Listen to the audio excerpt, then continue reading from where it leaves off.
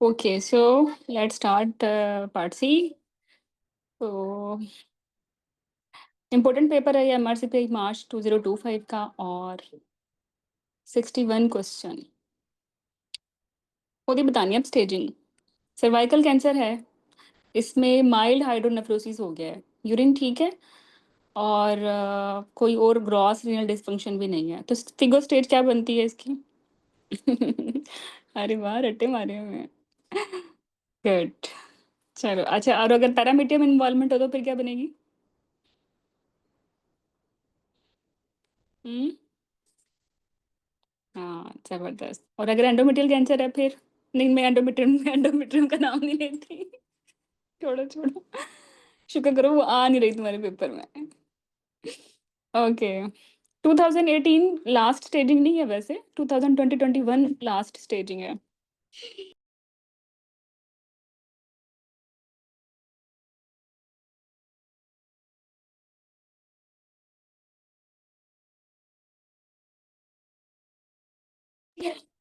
Okay, तो ये 2021 की स्टेजिंग है और इसमें ना स्टेज 1 एक गड़बड़ है, 218 की डिफरेंट है और 2021 की डिफरेंट है। प्लीज़ प्लीज़ प्लीज़ ये ज़रूर देखना है, मैं तुम्हें दिखाती हूँ। ये वाली चीज़ है कि ये 2021 की है और इसमें जो 1A1 है ना, वो equal and less than 3 mm in depth है, ठीक है? और 1A2 भी equal and less than 3-5 mm depth है। जो कि 18 है ना, उसमें इक्वल नहीं है, लेस देन 5 है। तो इसका मतलब ये है कि जो इक्वल होगी तो वो तो 1B में आ जाएगी, ठीक है?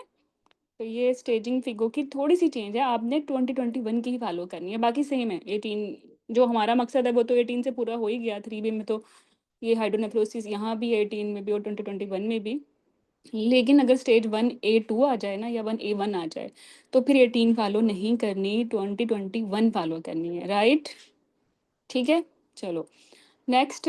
58-year-old women is diagnosed with VIN 3 after excision, margin positive है। What is the most appropriate next step?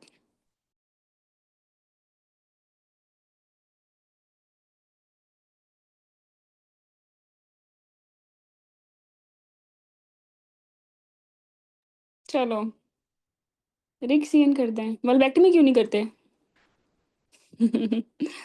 नहीं करनी वल्वेक्टमी, ठीक है, रिक्सियन करनी है। ओके, ये कार्ड है इसका और इसमें ये है कि CGIN में इनकम्प्लीट एक्सीजन है तो भाई वो तो आपने करना ही करना at any as excise. But अगर सिनविन है तो फिर एज ज़रूर देखनी है, ठीक है? तो 50 ईयर से पहले फॉलो अप पे रख सकते हो। 6 मंथ नहीं है ये आयरिश में तो फिर 9 मंथ होगा ना, 9 से 12, ठीक है। हम्म, तो यस। हम्म, तो बात क्या नहीं कहो, इसके आप चैनल देखती थी ना,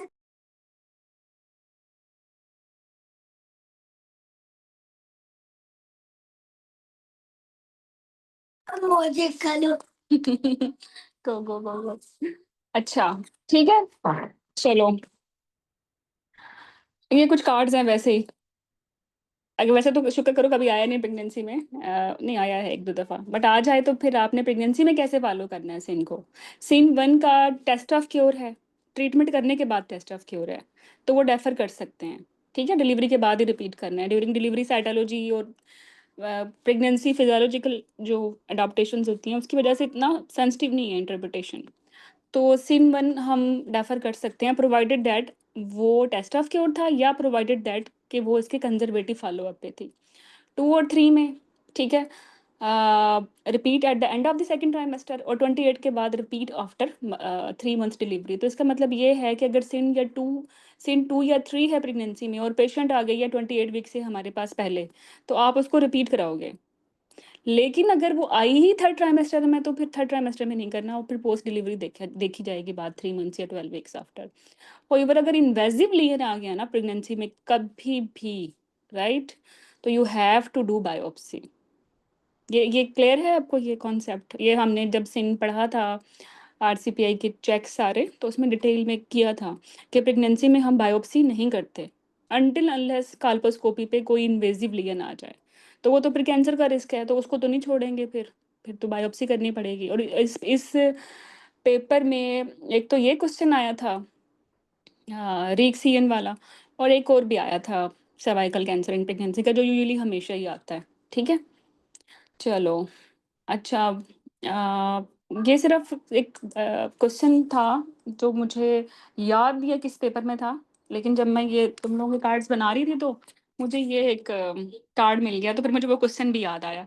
उसमें तुम लोगों को याद है कि एक पेशेंट जिसका ट्रांसफ़ॉर्मेशन ज़ोन जो था विज़िबल नहीं था, और हमने कहा था कि विज़िबल नहीं है, लेकिन जो जहाँ-जहाँ वो विज़िबल था, वहाँ वो हमें लग रहा था कि सिन 3 है। लेकिन स्टिल उन्होंने बस दिया था कि ट्रांसफ़ॉर्मेशन ज़ोन विज़िबल नहीं है, और सिन 3 हाई रिस्क है हमारे लिए तो, उसके बाद तो कैंसर ही है। तो उसमें ऑकीज़ थी, लेट्स और सर्वाइकल बायोप्सी, राइट? तो हमने क्या किया था, हुँ, हाँ, हमने सर्वाइकल बायोप्सी की थी। वरना सिन 3 में तो हम नहीं करते सर्वाइकल बायो, चलो ये प्रेग्नेंट भी बन जाए, लेट्स में एक और डाल दो, वो तो ख़ैर प्रेग्नेंट नहीं थी। तो हम सिन 3 की नहीं करते लेट्स प्रेगनेंसी में, छोड़ देते हैं, पोस्ट डिलीवरी देखते हैं। बट अगर ट्रांसफॉर्मेशन ज़ोन विज़िबल नहीं है, प्रेग्नेंट है या नहीं प्रेग्नेंट, डायरेक्टली आपने लीड करना बायोप्सी पे। क्योंकि आप सिन की ट्रीटमेंट तभी ऑफ़र करोगे जब ट्रांसफॉर्मेशन ज़ोन फुल्ली विज़िबल होगी।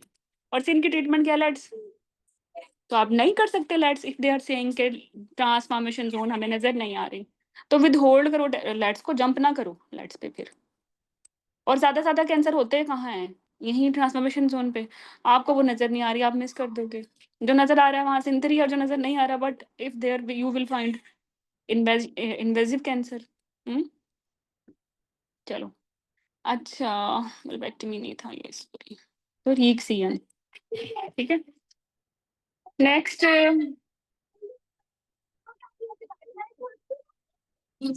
नेक्स्ट क्वेश्चन है, 18-year-old girl presents to emergency department with severe right-sided pain, gardening और WBCs भी ज़्यादा हैं, ठीक है? हिस्ट्री ऑफ लेफ्ट डर्माइड सिस्टेक्टमी है। What is your next step after admission? Students were telling के अपेंडिक्स पे कोई कमेंट नहीं था। तो नहीं है कमेंट तो हमारे लिए, तो फिर इंडेक्स जब वो नहीं करे, अपेंडिसेक्टमी हुई है, तो राइट साइड पे अपेंडिक्स भी है, और राइट साइड पे it can be right dermoid as well, दोनों डिफरेंशियल्स बन गए, है ना? तो कैसे हम स्टेप वाइज़ अप्रोच करेंगे जब राइट साइड पे for us it can B appendix and it can be अ,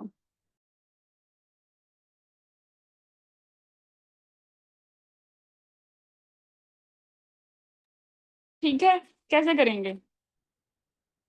दिल तो चाह रहा है ओपन कर लें। लेप्रोस्कोपी कर लें। क्या करना चाहिए? इस अब आपने अज़्यूम ये करना है कि आप एक अच्छे सेटअप में हो, एक टर्शियरी सेटअप में जहाँ आपके पास ही पेशेंट ईआर में आई है। चलो गायनी के ईआर में आ गई, लेकिन फैसिलिटी तो है ना टर्शियरी केयर में, सर्जरी की भी? ओके,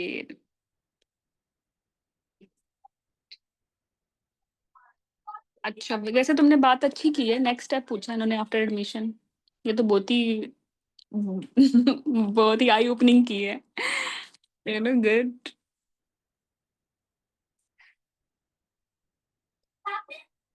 मैं इस क्वेश्चन में निकाल ही देती हूँ एडमिशन। अब बताओ, दोनों तरीके से कर लेते हैं, लेकिन फिलहाल इसको निकाल दो।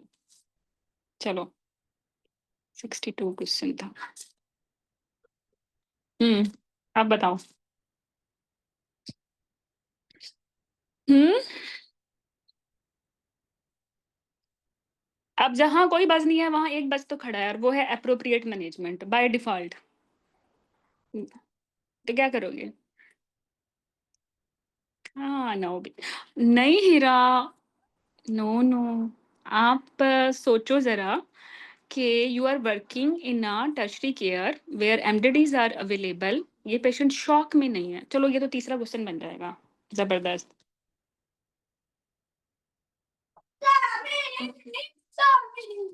चलो, अभी ये शॉक में नहीं है, सिर्फ़ सेवियर पेन है, राइट? आपने इसको एग्ज़ामिन कर लिया, गार्डिंग भी है, और डब्ल्यूबीसीज़ भी ज़्यादा हैं। डब्ल्यूबीसीज़ भी अपेंडिक्स में ज़्यादा होते हैं, और गार्डनिंग भी अपेंडिक्स में होती है। अच्छा, दूसरी एक एक बात तो बताओ कि कितना ही कोई बायलैटरल होता है डर्माइड? डर्माइड एक बिनाइन ट्यूमर है ना, कितना बाइलैटरल है? बाइलैटरलिटी बेसिकली मैलिग्नेंसी का फीचर है। अगर आप आरएमआई में देखते हो बाइलैटरल होना मैलिग्नेंसी का फीचर है। It should B unilateral for us. 85% ये यूनिलैटरल है और 15% मैक्सिमम ये बाइलैटरल। और गायनी गायनी मोस्ट कॉमन जो नॉन गायनेकोलॉजिकल इमरजेंसी है प्रेगनेंसी की या विदाउट प्रेगनेंसी, वो कौन सी है? अपेंडिक्स। अपेंडिक्स से टोग आर्टिकल है एक, और दूसरा टोग आर्टिकल अक्यूट एब्डोमेन का है, ठीक है। तो ये तो बहुत ज्यादा हमारा फर्स्ट डिफरेंशियल अपेंडिक्स है या क्या है? या 10-15% दूसरी लेफ्ट साइड की सिस्ट। अब अप्रोच करो आप एमडीडी में, आपके पास आप टर्शरी केयर में काम कर रहे हो, एमडीडी तो मौजूद है। और सेफ्टी क्या है? आप खोल के बैठ गए लेप्रोस्कोपी, आपको डर्माइड नहीं मिली, आपको अपेंडिक्स मिल गया और आपने कोई सर्जिकल कंसल्टेशन भी नहीं कराई, फंस जाओगे। यहाँ कंसल्ट सर्जिकल टीम ऑलवेज, ठीक है। Got it?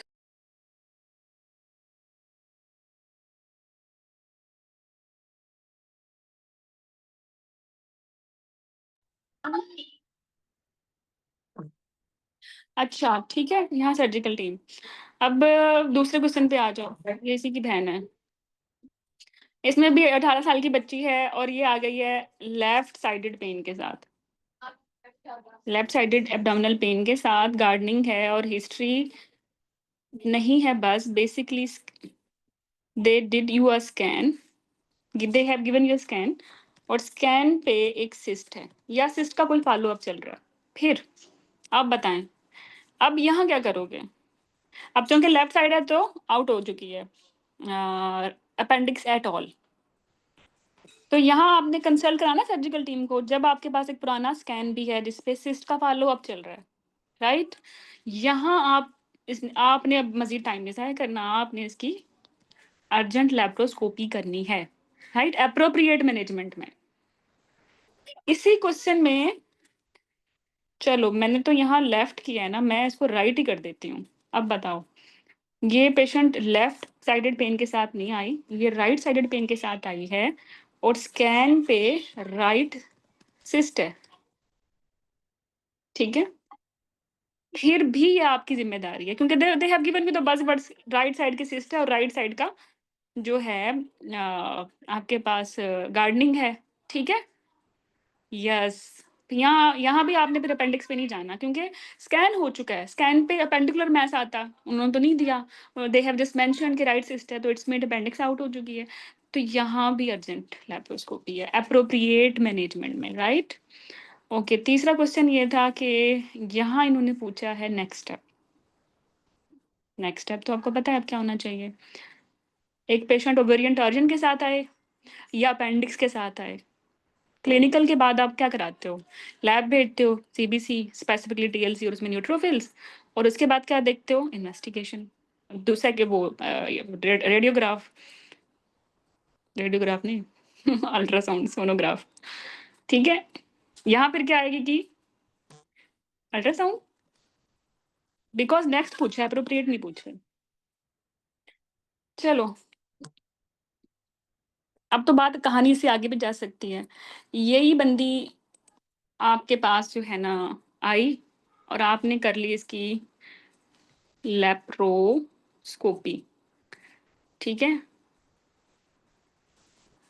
लेप्रोस्कोपी पे, लेप्रोस्कोपी पे you found a cyst which is normal, you found nothing, you found ovary which is normal, चलो cyst भी मिल गई। cyst है 4 सेंटीमीटर की, सिंपल, और आई किससे थी? राइट साइडेड पेन के साथ। खोल ली अब आपने। अब आपने क्या करना है? अब यहाँ क्या करना है? हम्म, बताओ। अच्छा, अर्जेंट लेप्रोस्कोपी एंड सिस्टेक्टमी, और अर्जेंट सर्जन रिव्यू और कंसल्ट सर्जिकल टीम एक ही बात है। यहाँ आप कर दो oophorectomy. They love ovary too much. 2-3 question आने ही आने हैं। सिस्टेक्टमी किसने बोला ये? हीरा। Simple cyst. कुछ नहीं हुआ, acute abdomen में होती टॉर्जन नजर आती है, अंधे को भी नजर आ जाती है। 4 सेंटीमीटर की है। अगर ये खोला इंट्रो हुआ तो निकाल नहीं देंगे? No no no. अब इसको निकालते हुए ओवरी डैमेज हो गई तो ओवरी भी निकालनी पड़ जाएगी। कौन भुगतेगा? सारी कमेटी। तो फिर आपकी कास्ट तो आउट हो गई ना। आपको लगा था ओवेरियन टॉर्जन है, अब ओवेरियन टॉर्जन नहीं है। तो इट्स मीन अब आपने एमडीडी दोबारा बुलानी है कि कोई कोई और नॉन गायनाकोलॉजिकल कोई रीजन होगी इधर। ठीक है। acute abdomen की सिर्फ रीजन टॉर्जन तो नहीं है। when they said it is simple cyst, ovary normal, torsion out. When torsion out, you are also out. Now surgeons will come. ठीक है। कंसल्ट सर्जिकल उनकी डोमेन है। ठीक है। चलो फिर आगे भी कहानी चलती है, फिर तो कहानी थोड़ी सी लंबी कर देते हैं। आगे चले गए। हाँ, कंसल्ट सर्जिकल टीम अभी तो बहुत अच्छा। राइट साइड एब्डोमिनल पेन था। ठीक है। और सर्जन ने बेसिकली ओपन किए ये। उनको लगा था ये अपेंडिक्स है, बट अपेंडिक्स उनको अब लग रही है नॉर्मल है। लेकिन उनको पता चला कि ये तो सिस्ट है, बट वो सिंपल है। ठीक है। अब उसमें आपको बुला लिया गया है। What you will do? Appendicectomy और या cyst follow up on scan. Age important है। 10 बच्ची जो है ना वो उसकी है 19 साल से छोटी है। एडोलिसेंट सिस्ट आएगी ये। अगर ये होती ना 19 से बड़ी तो फिर 4 सेंटीमीटर की सिंपल सिस्ट का फॉलो अप भी नहीं बनता। हम तो 5 सेंटीमीटर से प्री मेनोपॉजल सिस्ट का फॉलो अप स्टार्ट करते हैं। एडोलिसेंट्स कहाँ हम 3 सेंटीमीटर से भी स्टार्ट करते हैं। तो हाँ, तो फिर इसमें हम अब आप अपेंडिसेक्टमी क्यों नहीं कर रहे बाय द वे? अपेंडिक्स का तो रूल है कि नॉर्मल भी हो तो निकाल दो। सिस्ट और ओवरी का रूल नहीं है निकालना। Why not A? नहीं। फिर मुझे एक और क्वेश्चन बना देगा बनाना पड़ेगा। कि अपेंडिसेक्टमी हमने नहीं करनी, आपको बुलाया ही नहीं गया अपेंडिसेक्टमी के लिए। करनी है तो वो खुद ही करेंगे। तो आप बताओ सिस्ट पे क्या करोगे? कुछ भी नहीं करना, सिस्ट का फॉलो अप है। अल्ट्रासाउंड होगा आफ्टर 3 मंथ क्योंकि एज इसकी लेस देन 19 है। ठीक है। हाँ, सर्जन सर्जन क्या करेगा? सर्जन ने अपेंडिसेक्टमी करनी है। नॉर्मल अपेंडिक्स नहीं छोड़ते क्योंकि अपेंडिक्स में वो कहते हैं कि पेन नॉर्मल लुकिंग अपेंडिक्स में भी हो सकता है। हिस्टोपैथोलॉजिकल लेवल पे आपको इन्फेक्शन नजर आता है तो निकाल ही दो, कौन सा इसने कुछ करना है। चलो भाई, बहुत क्वेश्चन हो गए इसके। और स्टेप वाइज अल्ट्रासाउंड ही करना था। तो हमारा क्वेश्चन में क्या आएगा? हमने तो इस पेशेंट का अप्रोप्रिएट किया था सब में। ठीक है, अप्रोप्रिएट अप्रोप्रिएट और स्टेप वाइज में स्कैन है। Next question. 63 GBS बैक्टीरियोरिया है, बुकिंग पे आई है। What is most appropriate plan? अब पूरा प्लान बताना है। क्या प्लान है? अभी भी ट्रीट करेंगे? 7 डेज की एंटीबायोटिक है। हम्म। और वो एंटीबायोटिक्स कौन सी है वैसे बाय द वे? अगेंस्ट ई कोली है, अगेंस्ट GBS है पेनिसिलिन? अगेंस्ट GBS पेनिसिलिन देनी है। और अगर ई कोली होता तो फिर ई कोली की देते। और ई कोली इसकी तो हमने प्रॉपर यूटीआई, हाँ। फिर तो वो उसकी आयरिश गाइडलाइन है ना। Severe infection, mild infection, pyelonephritis and very wonderful Irish guideline है। बहुत अच्छी नहीं लगती मुझे वो लेकिन अच्छी बात है कि 2-3 सालों से आ नहीं रही, पुरानी बहुत हो गई है। अच्छा तो हाँ, इसको तो प्लान ये है, अभी भी ट्रीट करेंगे, इंटर पार्टम भी देंगे। ठीक है। अगर मैं बोलूँ व्हाट इज अगर यहाँ तो मोस्ट अप्रोप्रिएट पूरा प्लान है ना। अगर मैं कहूँ कि बुकिंग पे आई है, लाइकली 8 वीक्स पे बुकिंग हो गई, तो what you will do now? तो फिर आपने करना है कि अभी तो एंटीबायोटिक्स देनी है। ठीक है। Treat now. लेकिन फिर भी ट्रीट नाउ और intrapartum prophylaxis still will be better plan. हाँ, ये ई फिर भी होगा अगर मैं इस क्वेश्चन में से यहाँ तो ठीक है, इट्स ओके फाइन। इसमें मैं बोल दूँ प्लान, इसमें ये है कि हम ट्रीट नाउ निकाल दें और हम बता दें, यहाँ कहें कि व्हाट इज़ ट्रीटमेंट नाउ। तो अभी क्या करना है? अभी अभी तो एंटीबायोटिक्स देनी है अभी। इंट्रापार्टम प्रोफाइलैक्सिस तो तब देंगे ना जब लेबर डिसाइड होगी इसकी, ये जा भी रही है, सेक्शन तो नहीं हो रहा। और अगर जा रही है लेबर में एंड बड़ी हो रही है तो फिर at a time of delivery. तो अगर फिर हम ये करेंगे। समझ आ गया ये फ़लसफ़ा? और अगर ये बुकिंग पे नहीं आई और आई ये पेशेंट लीकिंग के साथ है 34 वीक के बाद, तो फिर हम आपने इंट्रापार्टम देनी है। फिर ओनली एंटीबायोटिक्स नहीं देनी, इंट्रापार्टम देनी है, बल्कि वो आईवी होती है। ठीक है? और जीबीएस बैक्टीरियल एसिम्प्टोमेटिक की ओरल होती है। Next question, pregnant patient presents with rash, rash umbilicus को इन्वॉल्व करना कर रहा है, इसका मतलब पप तो आउट हो गया। फेस स्पेयरिंग है। अब 2 बस हैं, अम्बिलिकस स्पेयरिंग पप है और फेस स्पेयरिंग पेम्फिगाइड्स जेस्टेशनस है, या हर्पीस जेस्टेशनस भी बोलते हैं इसको। ठीक है? तो ये तो ईज़ी हो गया। पेम्फिगाइड है, यस। नेक्स्ट, और ये पेम्फिगाइड ही आता है सारे डर्माटोसिस में, ज़्यादातर आता है आईएचसी, नो रैश और बस इचिंग हो रही होती है, लेफ्ट ईजिया बाइल खराब है, या फिर ये फेस स्पेयरिंग और अम्बिलिकस इन्वॉल्वमेंट, या तीसरा आता है मोस्ट कॉमनली डर्माटोसिस, वो एटोपी है। अच्छा, दूसरा जो रिकरेंट है ना, वो आईएचसीबी भी है और वो पेम्फिगाइड भी है, लेकिन आईयूजीआर होगा पेम्फिगाइड में और आईयूडी होगी आईएचसी, इंट्राहेपेटिक कोलिसिस में। और इंट्राहेपेटिक कोलिसिस में ज़्यादा जो होते हैं वो इनडायरेक्ट बिलिरुबिन होती है ज़्यादा, but it can raise direct as well. Okay. अच्छा, ये याद रखना, confirm the diagnosis of ICP in the postnatal period at least 10 weeks after birth.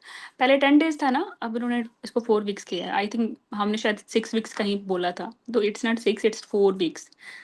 ठीक है? पीबीसी आ गया, तुमने रट्टे मारे हुए हैं क्या? अच्छा हाँ, ये मैंने क्वेश्चन स्किप किया। ठीक है, पीबीसी आ रहा है, क्यों आ रहा है? क्योंकि क्या हुआ इसमें? इंट्राहेपेटिक कोलिसिस और प्रेगनेंसी आपको लगा था, लेकिन लिवर एंजाइम्स 4 वीक्स के बाद भी ज़्यादा हैं, 6 वीक्स हो चुके हैं। और इसको एक और ऑटोइम्यून कंडीशन भी है। ऑटोइम्यून कंडीशंस बहन भाई होते हैं, एक है तो फिर दूसरी भी है, तीसरी भी निकलेगी थायराइड, चौथी भी निकलेगी डायबिटीज़, पाँचवीं भी निकलेगी एसएलई या एपीएलएस। तो फिर क्या हुआ, ये पीबीसी है, क्योंकि 4 वीक्स, अगर विदिन 4 वीक्स ज़्यादा थे तो चलो फिर भी आईएचसी का क्राइटेरिया मीट कर जाता है। ये अब 6 हफ्ते पे आई हुई है। Okay, 32 weeks. ये Dr. Hera, why not autoimmune hepatitis?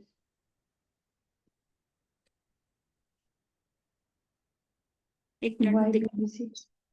How can you say it's PBC? हाँ, देखते हैं क्या लिखा हुआ है। परसिस्टेंट आईसीपी तो नहीं है। आप क्या बोल रहे हो? Autoimmune hepatitis. ओके। जी, क्या होगा ऑटोइम्यून हेपेटाइटिस में? इसमें एंटीबॉडीज होती हैं, लिवर एंजाइम्स होते हैं, क्योंकि इसको ऑटोइम्यून डिजीज है ना, आरए। तो मैं सोच रही हूँ ठीक है। कि मुझे नहीं पता पीबीसी का कोई एसोसिएशन आईसीपी से है। पहले एक क्वेश्चन आया, मैं उसमें पीबीसी पिक किया हुआ था, ठीक है, लेकिन मैं मुझे नहीं देखती पता हूँ, उसमें ये बड़ा ऑटोइम्यून अच्छा था या क्वेश्चन है। नहीं।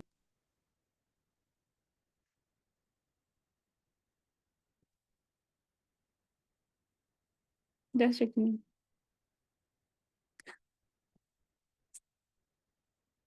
अभी तो हम फिर हम गायनेकोलॉजिस्ट को पता भी नहीं है कि पीबीसी होता क्या है। जो ऑटोइम्यून हेपेटाइटिस है वो ज़्यादा फ्लेयर होता है पोस्टपार्टम में, गूगल से कह रहा है। सिम्टम्स फटीग, जॉन्डिस, प्रूराइटिस, और PBC less commonly triggered postpartum but can worsen. तो they said, PBC, listen to me, PBC वो की कहते हैं ऑटोइम्यून डायग्नोसिस। हेपेटाइटिस में एलएफटी ज़्यादा खराब होते हैं, जबकि ऑटोइम्यून पीबीसी में कम खराब होते हैं।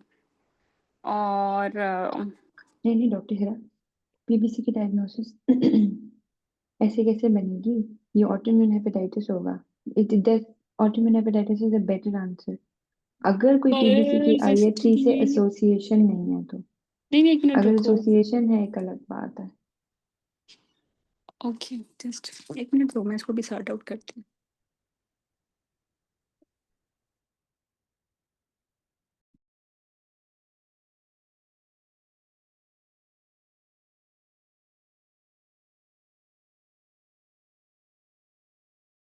और पीबीसी की डायग्नोसिस उसके पास ऑलरेडी होगी, अगर पीबीसी है तो पहले से।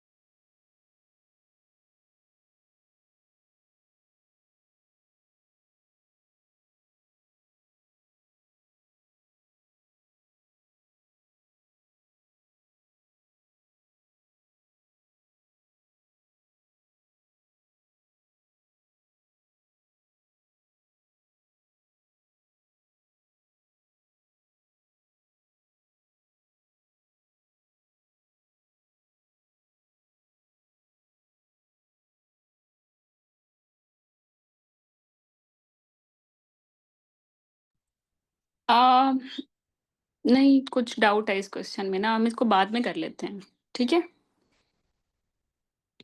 हम्म। क्योंकि दोनों ही ऑटोम्यून है, पीबीसी भी और ऑटोम्यून भी, मुश्किल हो रहा है इनको देखना, मैं इसको मजीद पढ़ूंगी, अभी रुक जाओ, एंड पे करेंगे, हाँ। चलो। ओके। यस। Next question. एक बात तो तय, परसिस्टेंट आईसीपी नहीं है, ठीक है। Next. Usually 4 weeks persistent autoimmune suggest autoimmune liver disease, most likely PBC. Hepatitis are being present similarly but less consistent with autoimmune link. लेकिन autoimmune link viral autoimmune hepatitis में भी होता है। पीबीसी वाले तो स्टेबल रहते हैं, उनके एलएफटीज मतलब खराब ही रहते हैं ओकेजनली। autoimmune hepatitis ट्रांजिटली एकदम से ज्यादा भी हो जाता है, मैं इसी बेस को देखूंगी और फिर मे बी कि फिर भी पीबीसी हो। Anyway, 32 weeks pregnant woman presents with generalized itching but no rash. What is the next step in management? 32 पे क्या करेंगे?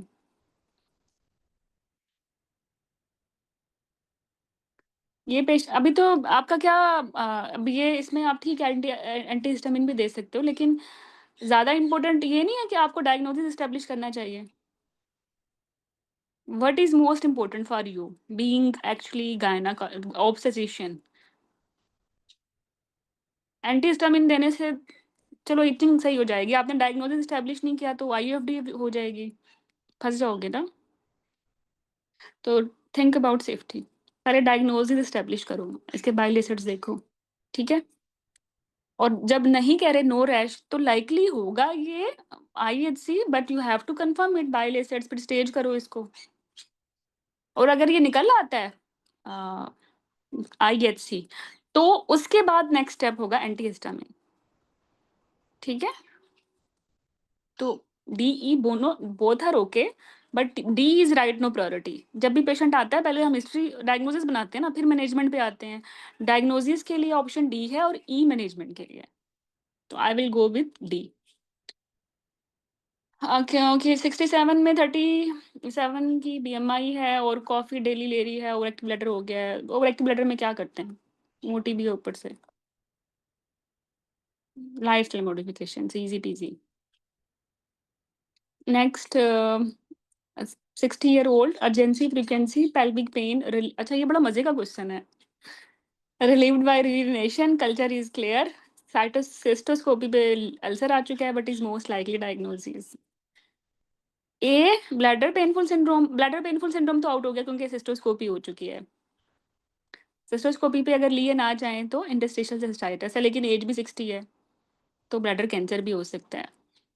तो think about B and C और इसमें से बताओ how you will exclude. B bladder painful syndrome, अच्छा ठीक है, चलो okay, sorry B interstitial cystitis, लेकिन व्हाई नॉट सी?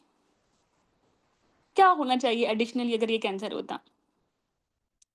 एज तो कैंसर वाली है ज्यादा, हेमेचूरिया नहीं है ना इसमें। हाँ हेमाचूरिया नहीं, ठीक है। तो और एक और भी बजबड़ है कि जो इंटरस्टिशियल सिस्टाइटिस है वो पूरा है प्रॉपरली, उसको जो पेन होता है वो फीलिंग पे हो रहा है, अल्सर भी दे दिया, हाँ, तो why not cancer? Pain relieve हो गया यूरिनेशन से, ये कैंसर का फीचर नहीं है, ठीक है। और हेमाचूरिया भी नहीं है दूसरा, बाकी बस यही है। अगर सिस्टोस्कोपी पे अगर वो अल्सर के साथ बोल दें इरेगुलर मैस, पेपिलरी ग्रोथ, कोई सस्पिशन का फीचर, तो फिर हम मुंह कर जाएंगे फिर हम कैंसर पे आ जाएंगे, क्योंकि फिर वहाँ जहाँ एटिपिकल फीचर्स आते हैं फिर हम बेनिफिट ऑफ डाउट पेशेंट को देते हैं, वर्किंग डायग्नोसिस के अगेंस्ट जो सीरियस डायग्नोसिस होता है उसको एक्सक्लूड करते हैं, then we will think about cancer and biopsy लेंगे, ठीक है। तो यहाँ चूंकि बिल्कुल ही क्लासिकल रिप्रेजेंटेशन इंटरस्टिशियल सिस्टाइटिस की, तो गो विद इंटरस्टिशियल सिस्टाइटिस। अब नेक्स्ट है patient develop 2 centimetre vulval lesion with an irregular surface, she has a history of colon cancer but is most likely diagnosis. ये भी घाटे क्वेश्चन है। पहले मैं कोई और की सोचा करती थी, बट अब मैं शायद वो की ना सोचूं जो मैं पहले सोचती थी। बताओ।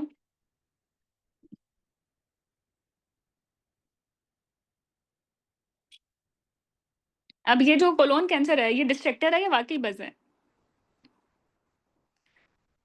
D squamous cell carcinoma.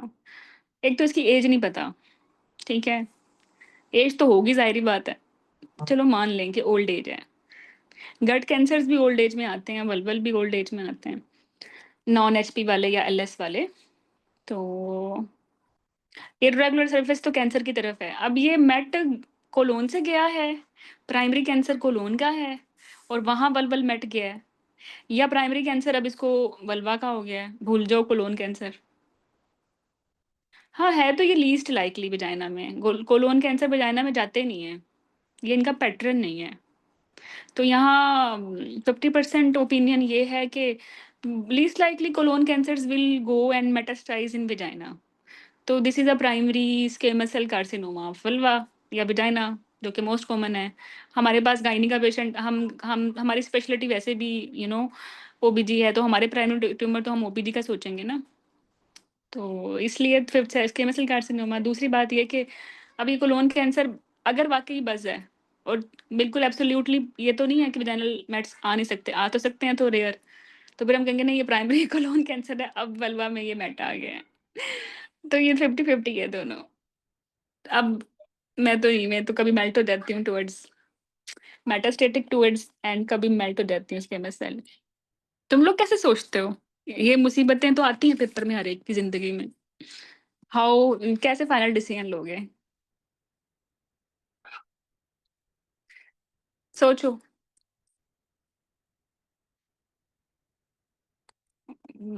अच्छा हीरा सोचेगी जो कॉमन है।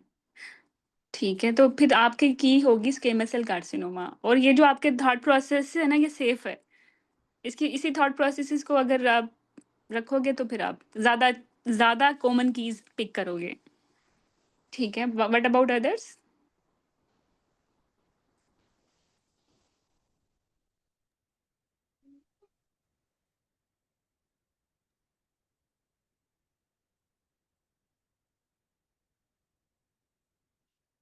हम्म।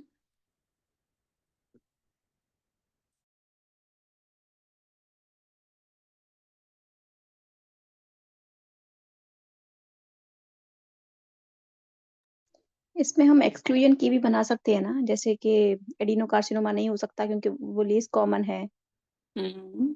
और अब कहाँ गया वो क्वेश्चन? दफा करो उस क्वेश्चन को। ये वही ऑटोइम्यून हेपेटाइटिस और पीबीसी। नहीं, ये नहीं, पीछे पीछे वाला। नहीं नहीं, मैं वो बता रही हूँ, ये वैसे ही है जैसे पीबीसी और ऑटोइम्यून में फंसे हैं। दोनों ही जी जी। ऑटोइम्यून है, दोनों में ही रूमेटाइड एसोसिएशन होती है। But PBC is more common ना, कि मतलब अक्सर वो पेशेंट ऐसे ही डायग्नोज होते हैं पोस्टमार्टम पीरियड में। यार मैं इसको तो पढ़ूंगी, अभी मैं और फालतू में वो बोल नहीं रही। स्पेशली अभी रुक रूमेटाइड जाओ। अर्थराइटिस के अब साथ उसको छोड़ो, एसोसिएटेड अभी भी है। अभी इसको छोड़ो। लेकिन मेरा ख्याल है हीरा की ठीक है। Think about being common. अगर तुम मीन वाइल हम्म। गूगल भी कर लो तो तुम्हें पता चल जाएगा, इट्स टू रेयर। पहले ही बल्बल कैंसर रेयर है, ऊपर से कोलोन वाला हमारे पास क्यों आएगा वैसे? और हमें नहीं पता कोलोन कैंसर की स्टेज क्या थी। उसका कोई रिकॉर्ड नहीं पता। वो प्रॉपरली क्योर हो गया था नहीं हुआ था। मतलब nothing we know about colon cancer. हमारा तो कॉमन सेंस में वो बज ही नहीं बनता। तो हमारे पास वल्वा पे इरेगुलर मैस है तो हमने तो लेनी है उसकी बायोप्सी। और अनटिल प्रूव अदरवाइज वो हमारे लिए वल्वल ही कैंसर है। ठीक है। तो अच्छा, ये नेक्स्ट क्वेश्चन हम कर लेते हैं। तो यहाँ देखो ना, पेशेंट डेवलप, ये इसकी एज कर देना 70 ईयर। हाँ एज तो होगी, यहाँ नहीं लिखी हुई। तो भाई हिस्ट्री है, अभी वो हिस्ट्री कब की है? ट्रीट हुई नहीं ट्रीट हुई, अनट्रीटेड है, फेल हो गई, रिलैप्स हुई। चलो ऐसा कुछ हो तो फिर हम कर लेंगे मेटास्टेटिक कोलोन कैंसर। जी बेटे, हाँ आवाज कम कर दो। लेकिन वरना ये जो हर इरेगुलर मैथ 70 ईयर पे हमारे लिए स्क्वेमस सेल कार्सिनोमा है। ठीक है। बल्कि कहाँ आया ये? वल्वा पे आया ना, हाँ वल्वा पे।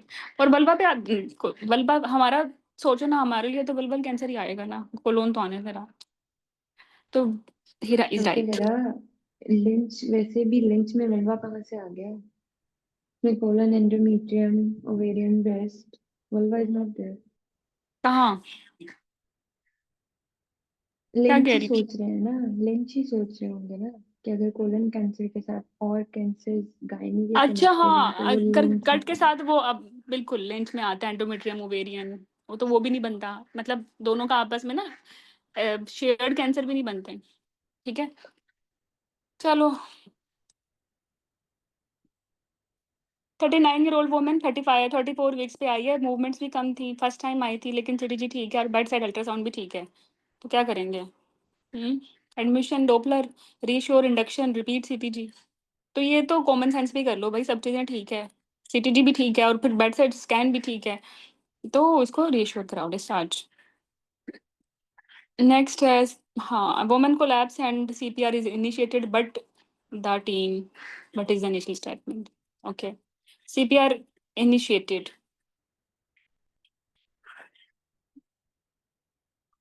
टर्म पे है, टर्म पे, टीम पे नहीं है, टर्म पे है। At term. तो ये तो हम काफी दफा नहीं कर चुके? कैसे इनिशिएट करना है CPR? What is the initial step? बहुत हो गया है क्वेश्चन, अब यही की है। अच्छा अच्छा ठीक है। हाँ टर्म पे तो लेफ्ट लेटरल करके फिर आप प्रोसीड करोगे, ठीक है। तो this is like that. After 20 they said go for manual uterine displacement. 20 week से normally scan shows the fetus मयरिंग। अब ये बड़ा मजे का क्वेश्चन है। मैं काफी सोचा करती थी इस क्वेश्चन को। पहले तो मुझे लगा पहले मुझे ई लगा काफी देर तक। फिर मैंने कहा ये ग्रोथ स्कैन तो तब कराएंगे ना जब प्लेसेंटल इनसफिशिएंसी मैं सोचूं, लेकिन 20 वीक्स पे प्लेसेंटल इनसफिशिएंसी रीजन नहीं होती, रीजन टॉर्च होती है या क्रोमोसोम्स होते हैं। और वो फिर I thought no no no it will be yes refer to fertile medicine, वो देखें इसका हिसाब किताब। हाँ ठीक है। नेक्स्ट 36 वीक्स पे आई है, ब्रीच है और प्रीवियस डिलीवरी है, अल्ट्रासाउंड पे एस्टिमेटेड विटल वेट नॉर्मल है, no contraindication, what is the appropriate management. 36 weeks पे ब्रीच है तो ठीक है। ब्रीच में क्या करते हैं हम 36 पे? कर सकते हैं ना एक काम, बताओ। हाँ इसी भी कर देंगे। चलो 22-year-old woman, severe chronic pelvic pain, dyspareunia, dysmenorrhea, 5 centimeter का endometrioma, what is the best management? मैंने आज ही तुम लोगों को टैग किया इसके टॉक से, किया है ना, मैं बोला था एग्जाम क्वेश्चन है। लेस देन 3 सेंटीमीटर वाले तो मैनेज हो जाते हैं अगर infertility is not an issue with medicine. तो ये तो 5 सेंटीमीटर का है, क्या करना चाहिए? बेस्ट मैनेजमेंट यही है कि इसको लैप्रोस्कोपिक एक्सीजन कर दो या एब्लेशन कर दो।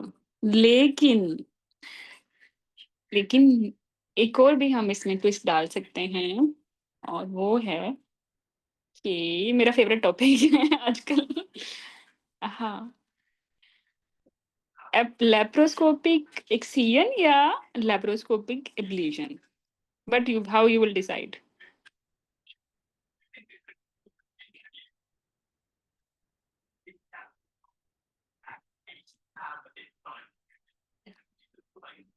5 सेंटीमीटर है, एज कितनी है? 22। इस पे 2-3 टॉक आर्टिकल धड़ाधड़ 25 में अपडेट हो गए हैं। आयुष भी अपडेट हो गई है 2025 में, एंडोमेट्रियोसिस। सीएडी देखो, जब आपको 5 सेंटीमीटर का बड़ा फाइबर एंडोमेट्रियोमा दें, ठीक है, या ओवेरियन रिजर्व कम दें, always go with ablation and drainage, क्योंकि इसमें ओवेरियन रिजर्व या ओवेरियन डैमेज कम होता है। ठीक है, ओवरी को बड़े प्यार से रखना है, तो then we will ablation and drainage. अगर मैं बोलती हूँ 3 का 4 का लेस देन 5, या मैं AMH आपको नॉर्मल दे दूँ, देन गो फॉर एक्सीजन, क्योंकि उसमें रिकरेंस कम है। हाँ, woman is in labour known to be haemophilia, ये तो हम पहले भी कर चुके हैं, हीमोफीलिक हैं, और अगर हमें नहीं पता बेबी का जेंडर और उसके कि वो अफेक्टेड है या नहीं, तो safe side is always caesarean section. लेकिन आप इस स्टेज पे आ जाओ कि baby just is going to deliver, तो और you what you will do if you have to opt two things, forceps or vacuum?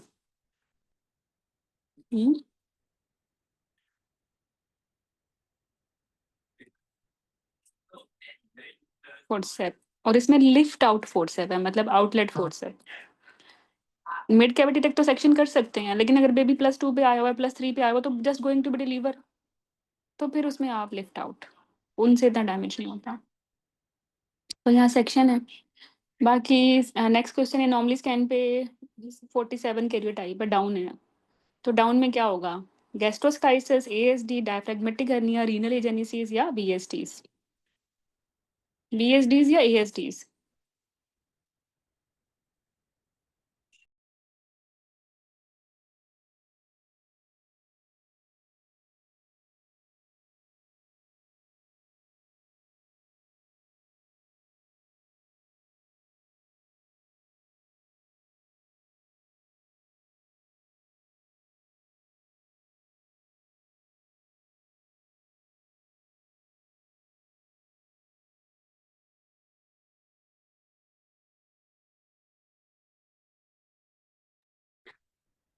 मेरी जो रिसर्च है उसमें आया था ASD, वो कहते हैं कि कंजेनिटल में ASD होता है, वो फिर रिपेयर हो जाते हैं, लेकिन जो बाद में होते हैं वो फिर VSDs कॉमन होते हैं। जैसे डायबिटीज में VSD होगा, वो बाद में एक्वायर्ड है ना। ठीक है, ओके।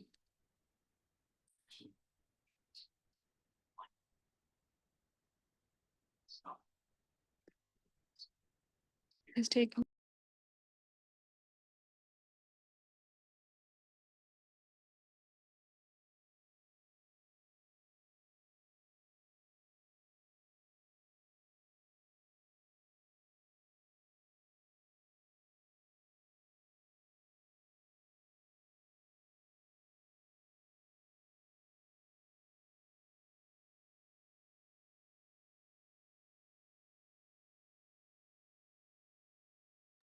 ASD है, वो कहते हैं VSD टॉफ के साथ एसोसिएशन कराता है या फिर एक्वायर्ड ज़्यादा होता है। तो बच्चों में ज़्यादातर ASD होते हैं, आप समझ लो, बड़ों में ज़्यादातर एक्वायर्ड VSDs होते हैं। Patient is schedule for MSNTCs, what is the most appropriate counselling point. इसकी GTT है, ठीक है, उसमें उन्होंने बोला था कि ऑप्शन बी, पहले 1% था, रिवाइज होके 0.5 हो गया, तो फिर B में 0.5 है, तो बस यही कर लेते हैं। नेक्स्ट है जनाब, urgency frequency flank pain radiating to the inner thigh after surgical treatment for urinary incontinence, but is the most likely cause. ये भी कॉमन सेंस बेस्ड काज है।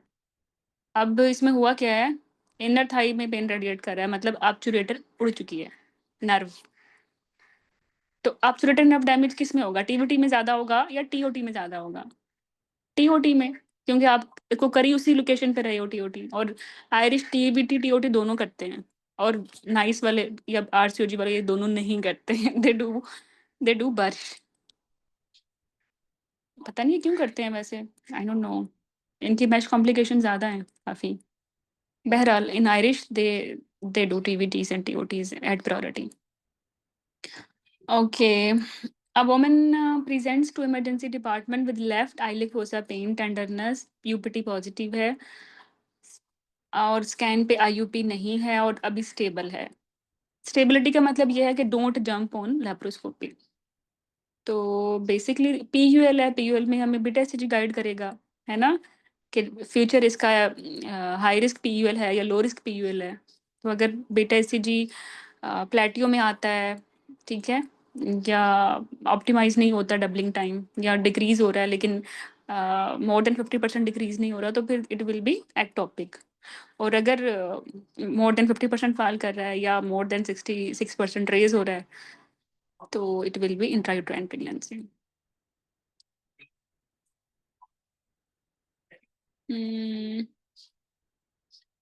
इमरजेंसी डिपार्टमेंट में आई है ना आपके पास, refer to early pregnancy unit. वैसे तो सही है ये भी लेकिन आप इमरजेंसी डिपार्टमेंट ही में आना चाहिए इसको पेन के साथ ना कि E-पैक में जाना चाहिए। E-पैक की कैटेगरी डाउन है ना, एल्गोरिथम में आगे जाना चाहिए। बेटा से जी आप करा लोगे फर्दर फॉलो अप इसका, फिर E-पैक में होगा as far as I know. मतलब आप क्रॉस कर चुके हो। हाँ, अगर ये E-पैक में आती तो पेन के साथ आती। नहीं नहीं, ये सही नहीं बनेगा, लेकिन ये इमरजेंसी डिपार्टमेंट में आ गई है ना। हमारा इमरजेंसी डिपार्टमेंट गायनी का इमरजेंसी डिपार्टमेंट है। आप बताओ E-पैक अच्छा है या एक इमरजेंसी डिपार्टमेंट अच्छा है गायनी का full fledge?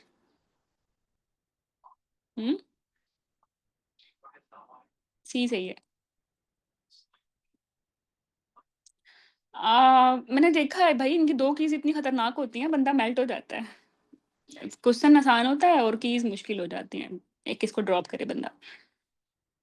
Pregnant woman presents with left leg pain, और उसी में है टेंडरनेस, और राइट लेग ठीक है, but is the best initial management. तो बायलैटरल डोपलर लेग, ठीक है। Pregnant woman presents with both leg pain and swelling with shortness of breath after delivery, तो फिर क्या होगा, ये एक नया क्वेश्चन है।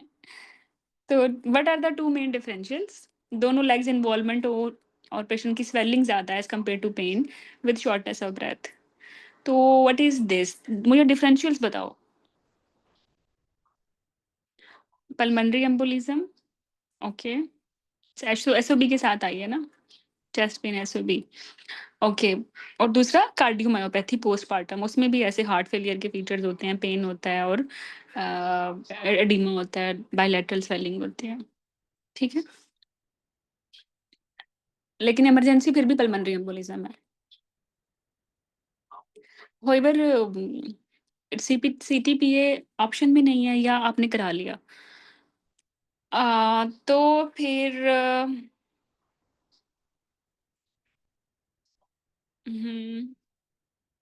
तो फिर क्या करवाना है? ईसीजी नहीं, इको करानी है या सीटीपीए कराना है? हार्ट फेलियर के फीचर्स ज़्यादा हो और ग्रेजुअल ऑनसेट हो तो आप इको कराओगे, then it is cardiomyopathy. Acute feature है, अक्यूट सडन पेन हुआ है, देन गो विथ सीटीपीए। ये ओस की स्टेशन है। अब यहाँ हमारी पेशेंट आ गई है। अभी आप कहते हैं ना why not to refer to E pack ना, तो emergency department is actually replacement E pack. और यहाँ हमारे पास उन्होंने स्कैन भी कर लिया है जिसपे पीयूएल आ गया है। ठीक है, और ये पेशेंट क्लिनिकली स्टेबल है लेकिन पेन फ्री है। तो अगर पेन फ्री है, ये हमारी पेशेंट को पेन है, हेमोडायनामिकली स्टेबल है बट पेन भी है, तो हमने इसको ई पैक में नहीं भेजना, हमने मेडिकल रिव्यू कराना है, सीरम बीटा एसिजी कराना है और एडमिट करना है। मतलब ये प्लान होना चाहिए क्योंकि सिम्टम्स के साथ आई है। ई पैक ओपीडी प्रोसीजर है, तो फिर इसलिए ई पैक तो आउट ही हो गया। हाँ, 66 से कम इंक्रीज हुई या 15% से कम ड्रॉप हुई तो फिर हाई रिस्क पीयूएल है। You will expect ectopic pregnancy for repeat serum, इसमें बीटा एसिडी करा लिया। अच्छा, मेरे पेपर में पता क्या था, मैं कहाँ थी, मैं बड़ी दुखी हुई थी, मैंने गलत ही किया था। पीयूएल था, हेमोडायनामिक स्टेबल थी, पेन फ्री थी, और बीटा एसिडी इसका था यहाँ था मोर देन 50% डिक्रीज हो गया था। ठीक है, उन्होंने बोला था मोर देन 50% डिक्रीज हुआ है। तो फिर उस पर यह था कि आप क्या कराओगे। हाँ, उसमें ये था, सारी ऑप्शंस में ये था कि बीटा एससीजी 2 वीक्स में या 10 डेज में था। नहीं नहीं नहीं नहीं, मैंने I remember, just just let's me to recall, क्योंकि ये मुझे याद है मैंने गलत ही किया था। हम्म, ये अनस्टेबल नहीं था, सॉरी, पेन फ्री थी, यहाँ थी मैं, उसमें स्कैन था कोई। हाँ, ये था दिस वन। हाँ, मैं यहाँ फंसी थी आगे, इधर।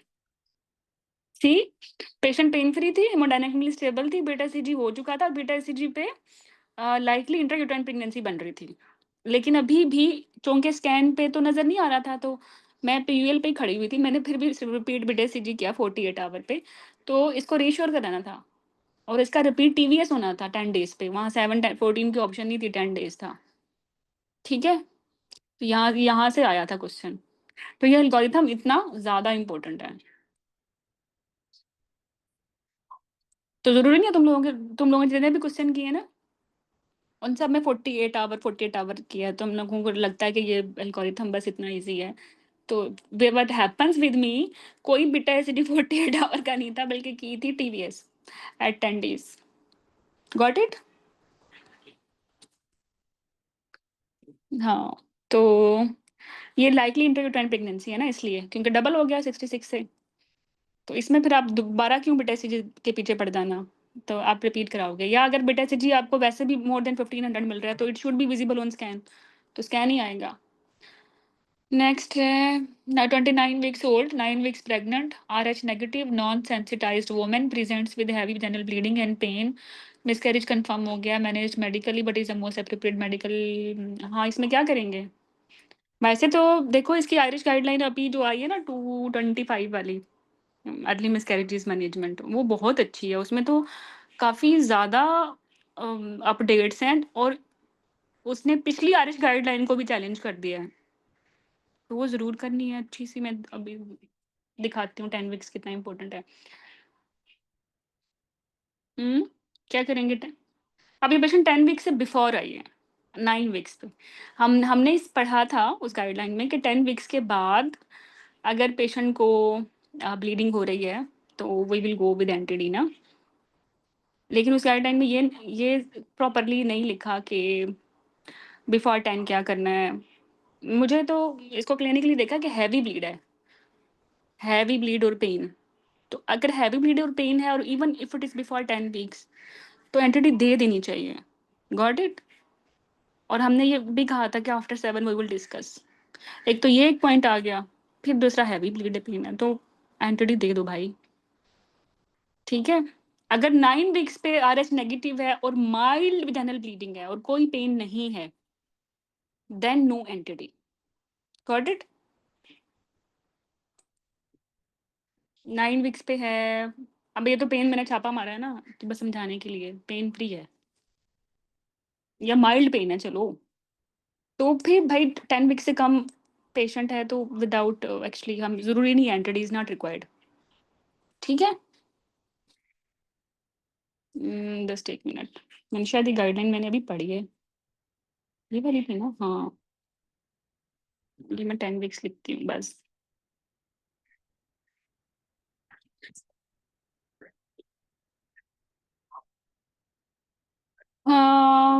What they said,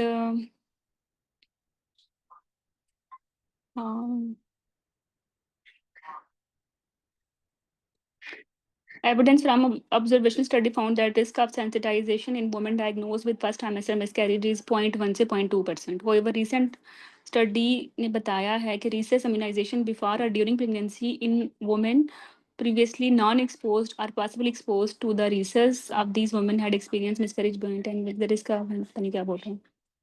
अच्छा, गाइडलाइन ऑल सर्जिकल मिसकैरेज जो भी है ना, उन सब में 250 देना है, 625 नहीं है ये, जिसका भी सर्जिकल होगा, ठीक है। बट अगर ये पेशेंट तो हमने सर्जिकली मैनेज नहीं की, इसको एक्सपेक्टेंट पे रखेंगे या मेडिकल में, और इसका पेन अगर कम है तो यस, ये देखो, all non-sensitized women who are rhesus negative should receive NTD if having surgical management for first trimester miscarriage.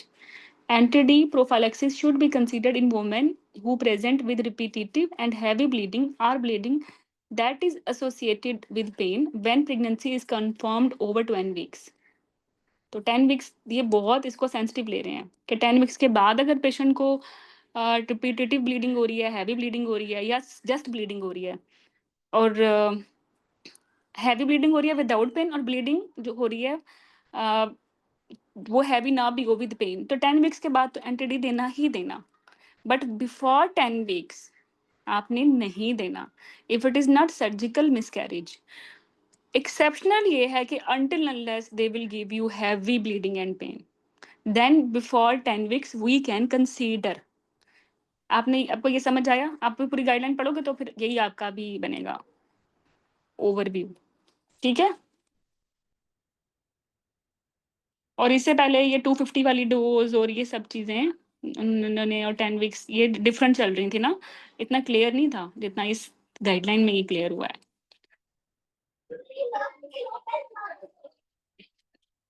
हमने आई थिंक इसको पहले भी अच्छे से डिस्कस किया होगा है, तो आपको समझ आ गया तो आगे चलो।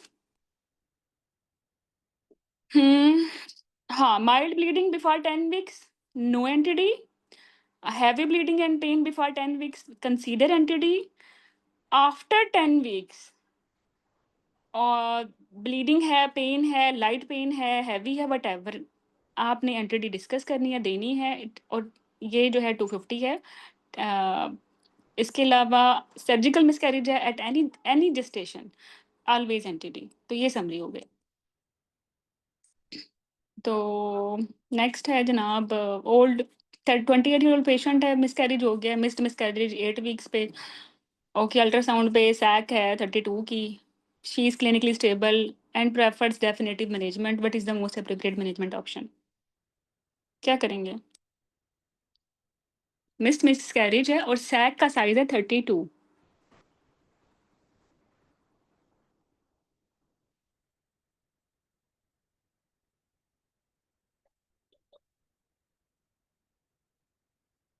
हाई सेंसिटिविटी नहीं है, क्यों हीरा भाई?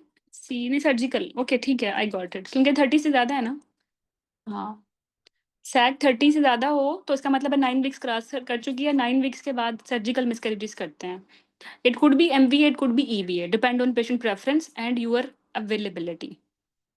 ठीक है, जो आयरिश गाइडलाइन है 2025 या जो रिसेंट वन है उसमें MVA EVA को लेके वो बहुत ज़्यादा सेंटी नहीं है, लेकिन RCOG पे MVA का भी एक प्रॉपर टोग आर्टिकल है जिस पे उन्होंने बोला है कि पेशेंट को पैनिक अटैक्स आते हैं, पेन की वजह से सर्वाइकल हैंडलिंग होगी तो MVA आउट हो गया है। ठीक है, 12 वीक्स से ज़्यादा MVA आउट हो गया है। तो और ये मैंने इनके क्वेश्चन देखे नहीं मोर स्पेसिफिकली MVA और EVA पे ना, क्योंकि इन्होंने इसको ज़्यादा एक्सटेंड नहीं किया। बट यू मस्ट नो कि अगर आपने EVA और MVA भी डिफरेंशिएट करना है तो MVA का टोग आर्टिकल है। ठीक है,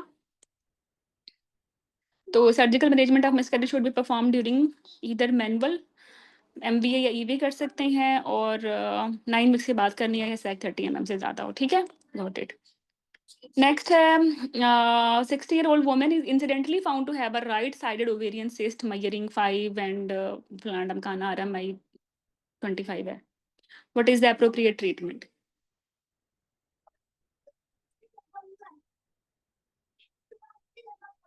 वैसे इसका RMI 25 हो सकता है? डॉक्टर हेरा, यही तो क्वेश्चन था जो हम लोगों ने उधर भी डिस्कस किया अभी 2-3 दिनों नॉर्मल पहले। नॉर्मल CA 125 30 होता है ना आयरिश में, और RCG में 35 होता है, तो इसका नॉर्मल आया है। जस्ट एक मिनट जरा।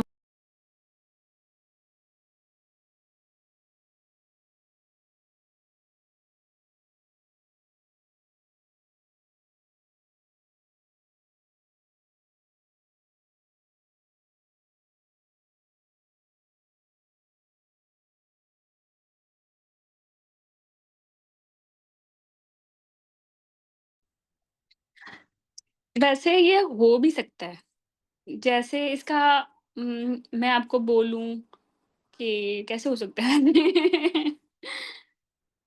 लाइक चलो मान लो 25 है, इसमें स्कैन का नंबर हम कुछ भी नहीं देते, या स्कैन का नंबर 1 दे देते हैं। मिनिमम स्कैन का नंबर 1 है, ठीक है, और मिनिमम एज का नंबर 3 है। तो अगर इसका CA 125 आ जाए 1, तो मिनिमम भी 30 होगा ना, है ना, मिनिमम भी 30 होगा, 25 नहीं होगा। चलो तुम लोगों का दिल रखने के लिए मैं इसको 30 कह देती हूँ। अब है तो रिकॉल ही मिनिमम हो सकता है ना, अगर इसके एज, अगर CA 125 1 आ गया और एज 3 है तो फिर तो 30 का निकलेगा ना। चलो, तो अब क्या करें, what is appropriate management? 10 you mean how, कैसे निकालते हो RMI में तो वही हेरा, नीड CA हो 125 10 होना चाहिए ना। 3 मेनोपॉजल के स्टेटस के लिए 3, अच्छा ठीक है, ठीक है, अल्ट्रासाउंड आई गॉट 1। इट, आई हाँ ओके 10 है और एज के आगे 3, तो फिर आ गया 30। अब बन गया ना 30। चलो, ये RMI से एक क्वेश्चन आना ही आना, हमेशा आएगा, और अच्छा नहीं आने वाला, ट्रस्ट में। और याद रखना, अगर कोई भी फीचर 0 है तो टोटल स्कोर भी 0 है, क्योंकि ये मल्टीप्लाई हो रहा है। चलो एनीवे 30 आ चुका है, बट सिस्ट हमारी 5 सेंटीमीटर से बड़ी है। ठीक है, तो हमें क्या करना है तो ये लो रिस्क नहीं, लो रिस्क तो नहीं, सिस्ट का साइज क्योंकि 5 से बड़ा है तो ये इंटरमीडिएट रिस्क है। इंटरमीडिएट रिस्क में लो रिस्क है, अपोजिट ही हो गया, बिकॉज ऑफ RMI ये लो रिस्क है, और because of cyst size it is intermediate risk. Low risk जो में भी ना है, इसका ए तो गलत है, फिर भी ओवेरियन सिस्ट नहीं, होती नो है नो तो no no no no inheritance no risk no होते हैं। No no, because of RMI 30 है ना, और because of cyst size any cyst जो कि 5 सेंटीमीटर से छोटी है वही होती है ना लो रिस्क, 5 सेंटीमीटर से बड़ी वाली इंटरमीडिएट में आएगी। तो अगर आप स्कोरिंग में फंस जाते हो तो ऑन्कोलॉजी का रूल ये है कि ऑलवेज गो फॉर हायर। तो हमने तो हमारे पास एक मार्कर आ गया है इंटरमीडिएट का, तो फिर इंटरमीडिएट ही है। Same rule for ovarian hyperstimulation syndrome, मतलब अगर सिस्ट ओवरी का साइज मैं दे दूं 5 और मैं उधर से दे दूं 10 से साइटीज RDS, तब भी तो क्रिटिकल होगा ना OHSS। हालांकि साइज की वजह से मे बी आप माइल्ड मॉडरेट सोच रहे हो, है ना, बट एक फीचर भी अगर एडवांस कैटेगरी से है तो फिर वो एडवांस कैटेगरी है। तो चलो पहले तो ये देखो, ये है डिस्चार्ज, एक मिनट, डिस्चार्ज कैसे हो?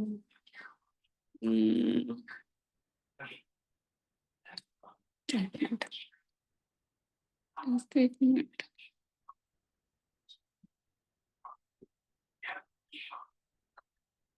लो रिस्क अल्ट्रासाउंड, अब पहले तो ये तो पता चले ये लो रिस्क है भी या नहीं।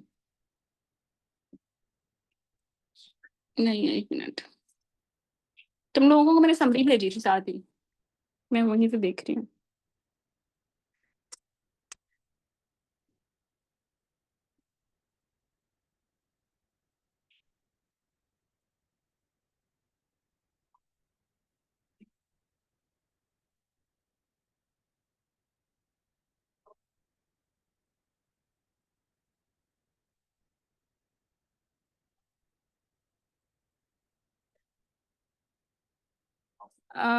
वो कहते हैं सिस्ट अगर 5 सेंटीमीटर से बड़ी है तो she is not eligible for conservative management. Okay, बात आउट हो गई। Have you idea of this कि अगर सिस्ट 5 सेंटीमीटर से बड़ी है तो कंजर्वेटिव मैनेजमेंट आउट हो चुकी है, ये और ये उसमें 5 पॉइंट। आती है, ये उसमें आती है कि the ones who are low risk but you cannot keep them in conservative management mode। तो उसमें आप लेप्रोस्कोपिक ओफरेक्टमी करते हैं, प्रिपेयर फॉर स्टेज लेप्रोटमी और वो सब, और कहते हैं वो कैंसर सेंटर में है अगर वो मॉडरेट है, तो मॉडरेट और हाई रिस्क कैंसर सेंटर में होंगी। लेकिन ये एक ऑप्शन गलत है वैसे। कुछ गड़बड़ है ना इस क्वेश्चन में। सिस्टेक्टमी तो वैसे ही नहीं पोस्ट मेनोपॉज में करनी ना, निकालनी तो ओवरी ही है। 60 इयर्स पे क्या करना ओवरी में।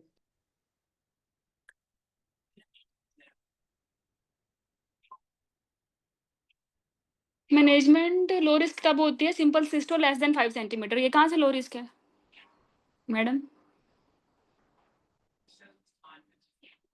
बॉर्डर एक लाइन पे इन्होंने दिया हुआ है जो भी है, मतलब टुवर्ड्स हायर एंड ही हम आएंगे तो उसमें लेप्रोस्कोपिक ओफरेक्टमी ही करनी है मेरे नहीं, 7 my point of view is that कि सेम क्वेश्चन में अगर मैं बोलती हूँ ना कि ऑप्शन में मैं ये नहीं देती कि आपने कैसे मैनेज करना है, और मैं बोलती हूँ कि ये लो रिस्क है या इंटरमीडिएट रिस्क है, तो फिर आप किस रिस्क में लेके जाओगे इसको, या ये हाई रिस्क है? इंटरमीडिएट में, इंटरमीडिएट। क्योंकि ये लो रिस्क क्राइटेरिया मीट नहीं कर रही। Simple cyst less than 5 centimeter in diameter with a normal CA-125 may be managed conservatively। तो CA-125 नॉर्मल है लेकिन सिस्ट तो 5 सेंटीमीटर से बड़ी है, तो लो रिस्क तो डेफिनेटली ये नहीं है, और कंजर्वेटिव मैनेजमेंट भी आउट हो चुकी है, और ये हाई रिस्क भी नहीं है, तो फिर दरमियान में ही आए ना इंटरमीडिएट या मॉडरेट। अब इसको आप अब ये देखो क्वेश्चन यहाँ भी आ सकता है, इसी पेशेंट को वो कह सकते हैं कि हु विल मैनेज यू, मतलब जर्नल गायनी पर्सन, या इसको मैनेज करेगा गायनाकोलॉजिकल ऑन्कोलॉजिस्ट। हाँ, या गायनी ऑन्कोलॉजिस्ट। तो आप तो मेल्ट हो जाओगे इस पे कि भाई RMI तो 30 है, तो ये तो लो है, तो इसको जनरल गायनी वाला मैनेज कर लेगा। नहीं है ना, क्योंकि 5 से बड़ी है। तो फर्स्ट यू मस्ट नो कि ये है क्या, ये इंटरमीडिएट रिस्क है, ठीक है। तो अगर ये इंटरमीडिएट रिस्क है, अगर आप क्वेश्चन अप्रोच करोगे तो सबसे पहले तो सोचना डायग्नोसिस क्या है। After this if it is intermediate, तो फिर कौन मैनेज करेगा? फिर ये की हो जाएगी। और वो करेंगे क्या? वो क्या करेंगे? Laparoscopic oophorectomy with salpingectomy. अभी इस पेशेंट ये मॉडरेट रिस्क है, ठीक है, और इसमें चूंकि लो रिस्क के लिए ये अब ये लो रिस्क वो वाला लो रिस्क नहीं है जो ऊपर तुमने देखा है, ये मॉडरेट में कैटेगरीज की लो आई है। उन्होंने मॉडरेट में भी बताया है कि हाँ, कि पेशेंट को आप लो रिस्क और मॉडरेट रिस्क करें, क्योंकि अगर मॉडरेट में आपको लो रिस्क ऑफ कैंसर लगता है तो आप लैप्रोस्कोपिक ओफरेक्टमी कर लोगे, बट अगर आपको मॉडरेट रिस्क में लगता है ये हाई रिस्क है या मॉडरेट रिस्क है, तो फिर उसमें फुल स्टेजिंग लेप्रोटमी करनी पड़ेगी। Got it? तो मॉडरेट रिस्क में 2 प्लान ऑफ मैनेजमेंट है। मॉडरेट रिस्क और पेशेंट में लो रिस्क ऑफ पोटेंशियल है, तो गो विद लैप्रोस्कोपिक बायलैटरल सैल्पिंजियोफ्रेक्टमी। और अगर फर्स्ट कैटेगराइजेशन मॉडरेट रिस्क थी और उसमें आपको लगा कि इसमें मेलिग्नेंसी इंडेक्स इसका लो से ज़्यादा है, तो you have to go for full staging laparotomy. Got it? और हाई में तो वैसे ही आप सेंटर कर रहे हो, ठीक है। मुश्किल क्वेश्चन है भाई, आसान नहीं है ना। मैंने तो मैं हमें बोला है, ये जब भी आता है पेपर में तूफान ही आता है। जो मैंने पेपर में दूसरी गलती की थी ना, वो यही थी। और उसमें ना पेशेंट का ना स्कोर 0 बनता था, क्योंकि जो अल्ट्रासाउंड के फीचर्स थे वो 0 पे जा रहे थे। कोई स्कोर ना हो तो 0 था, और मैंने नहीं किया ना, तो I clearly remember this question. चलो ये हो गया। अब तो गलत नहीं करोगे। अच्छा, दूसरी बात ये कि जो लो रिस्क होते हैं ना, वो कहाँ तक होते हैं, कहाँ तक हो गए? अब 225 लो रिस्क होते हैं, 25 से 250 मॉडरेट रिस्क होते हैं, और मोर देन 250 जो है वो हाई रिस्क होते हैं। ये ओल्ड जीटीजी का क्राइटेरिया है। और जो जो न्यू जीटीजी आई इसके बाद उन्होंने फिर 250 से 200 पे आ गए, ठीक है। अगर आपने और स्पेसिफिकली देखना है कि लो रिस्क में जो आरएमआई है वो 25 तक जाता है, जो मॉडरेट है उसको अभी भूल जाओ, और जो हाई रिस्क है इट इज़ मोर देन 200 या मोर देन 200, ठीक है।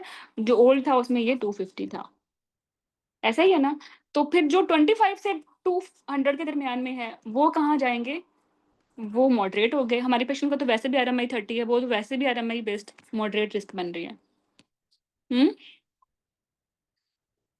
जो लो रिस्क है उनमें पोटेंशियल जो है कैंसर का वो 3% आई थिंक, और जो मॉडरेट हैं उनमें आई थिंक 25 है, और जो हाई है उनमें 75 या 70 है, ऐसा ही है ना। बोल लो अब गीता। चलो जी 75 डॉक्टर, ऐसे ही 3%, 20%, 75%। 320 75, अच्छा ठीक है। ये सारे क्वेश्चन आरएमआई भी, आरएमआई बेस स्कोरिंग भी, किसने कहाँ करना है, कब भेजना है, वो करेंगे क्या, कंजर्वेटिव करना है नहीं करना, how you will score, everything is a question. Next next question.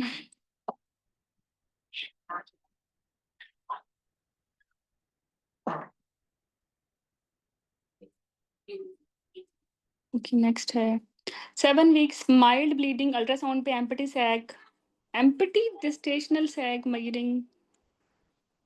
अच्छा एम्पटी है, मतलब सैग है इंट्रायूट्राइन, यूट्रस एम्पटी नहीं है, सैग एम्पटी है। What is the most appropriate next step? अब ये वो क्वेश्चन, ऐसा क्वेश्चन है जिसकी बेस पे जितनी मेरी प्रीवियस रिकॉर्डिंग में मैंने कहीं बोला है 20, तो प्लीज उसको चेंज कर लो, क्योंकि मुझे भी नहीं पता था उस वक्त। ये वाला यहाँ ये इन्होंने अपडेट किया है मिस कैरेज में ना, तो दे सैड अगर CRL 7 है और सैग 25 है, तो फिर आपने मिस कैरेज बोलना है। 25 से सैग छोटी है ना, ठीक है, चाहे वो TVS है चाहे वो TAS है।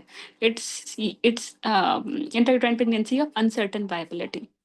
तो रिपीट कराएंगे, तो यहाँ गलत हो गया ना ये, इसमें सैग TVS पे 20 है, जबकि अभी वाला जो क्राइटेरिया है 2025 का, उसमें दिस इज इक्वल और मोर देन 25। अगर sac equal and more than 25 है, ठीक है, और कोई एम्ब्रियो नहीं है, कोई यॉक सैक नहीं है, तो दिस इज मिस कैरेज। चलो, तो अब हम इस क्वेश्चन पे आए, तो हमारी की क्या होगी? अगर पुरानी पे करेंगे तो फिर तो हम diagnose miscarriage and plan management या सर्जिकल मैनेजमेंट या मेडिकल जो भी है according to her preference and selection. But अभी तो फिर हमने नहीं करना, हम तो रिपीट कराएंगे। तो ये question actually mother of many corrections है। मिस कैरेज बोलते हैं इसको। इनकम्प्लीट में retained intrauterine pregnancy tissue with और विदाउट एंडोमेट्रियल थिकनेस, इक्वल और मोर देन 15 mm। या तो देखो आपको बोलेंगे कि एंडोमेट्रियल थिकनेस पेशेंट की नॉर्मल है लेकिन आरपीओसीज प्रॉपरली नजर आ रही हैं, तब भी वो रिटेन्ड है, तब भी वो इनकम्प्लीट है, ठीक है। या अगर आपको टिश्यू नहीं भी देते और थिकनेस आपको 15 mm से ज़्यादा देते हैं आफ्टर अबॉर्शन, तो तब भी ये इनकम्प्लीट है। दोनों चीज़ें इंपॉर्टेंट हैं। और जो इम्फेसाइज करना है वो रिटेन्ड इंट्रायूट्राइन प्रेगनेंसी टिश्यू पे करना है, थिकनेस पे नहीं करना। थिकनेस फिर डिस्ट्रैक्टर होगा। लाइक अगर मैं बोलूँ कि एक पेशेंट आई है आपके पास आफ्टर टर्मिनेशन और उसको आप स्कैन पे आरपीओसीज नज़र आ रहे हैं 2 into 3 सेंटीमीटर की और एंडोमेट्रियल थिकनेस उसकी 10 mm है, तो बट ये कंप्लीट मिसकैरेज है या या इनकम्प्लीट है, तो व्हाट यू विल से क्या करो? इनकम्प्लीट। हाँ इनकम्प्लीट है, क्योंकि आरपीओसी अलग से तो उन्होंने डायमेंशन दे दिए ना, तो फिर थिकनेस की कोई ज़रूरत नहीं है। हाँ अगर नहीं देते तो फिर thickness 15 mm is very important. तो दो चीज़ें याद रखनी है कि अगर सैक 30 से बड़ी है तो सर्जिकल मिसकैरेज करना है, राइट। और अगर थिकनेस 15 mm से ज़्यादा बड़ी है तो फिर इनकम्प्लीट मिसकैरेज। मैं पहले शायद भूल रही थी ये बात, अब मैंने दोबारा क्लास चेक किया है। तो yes, next question. Patient with miscarriage presents with fever, tachycardia, hypotension, डब्ल्यूबीसीज, what is the most important management? मतलब ये पेशेंट के डब्ल्यूबीसीज भी ज़्यादा हैं और इसको हाइपरटेंशन भी है, तो डायग्नोसिस क्या बना मिसकैरेज के बैकग्राउंड में? पहले तो डायग्नोसिस बनाओ ना। इन्फेक्शन है और सिवियर इन्फेक्शन है, सेप्टिक हाइपरटेंशन है बल्कि, तो क्या करना चाहिए? सबसे पहले ओरल तो आउट हो गया, IV aggressive fluid resuscitation make sense, अबेट culture repeat, no no no, तो बी हो गया, तो इजी है, इजी पीसी। अच्छा इजी पीसी तो खैर फिर भी नहीं है, प्रायोरिटी क्या है? आईवी फ्लूइड, आईवी एंटीबायोटिक्स या ईआरपीसी इसी पेशेंट में?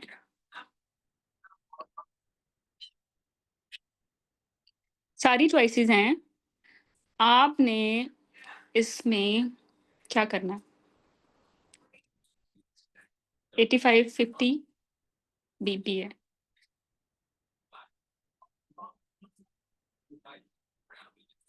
Okay. So stability is aim, IV fluid आएगा, भूल जाओ ईआरपीसी आईवी एंटीबायोटिक्स, बचेगी तो ईआरपीसी के लिए अंडर होगी ना,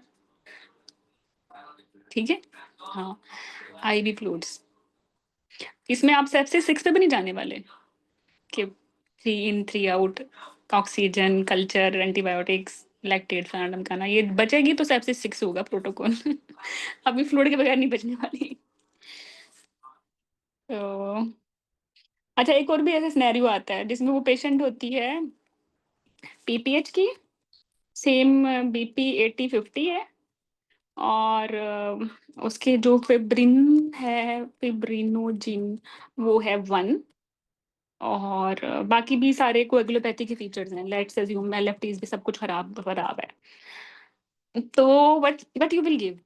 आईवी फ्लूइड, ओके, या एफएफपीज या क्रायोप्रेसिपिटेट? है तो डीआईसी, सेम कंडीशन है। यहाँ यहाँ एफएफपीज कहाँ से आएंगे? एफएफपीज वॉल्यूम रिप्लेस करेगा हीरा, फिब्रिनोजिन 1 तो है लेकिन वो फ्लूइड के बाद ही सोचना एफएफपी का।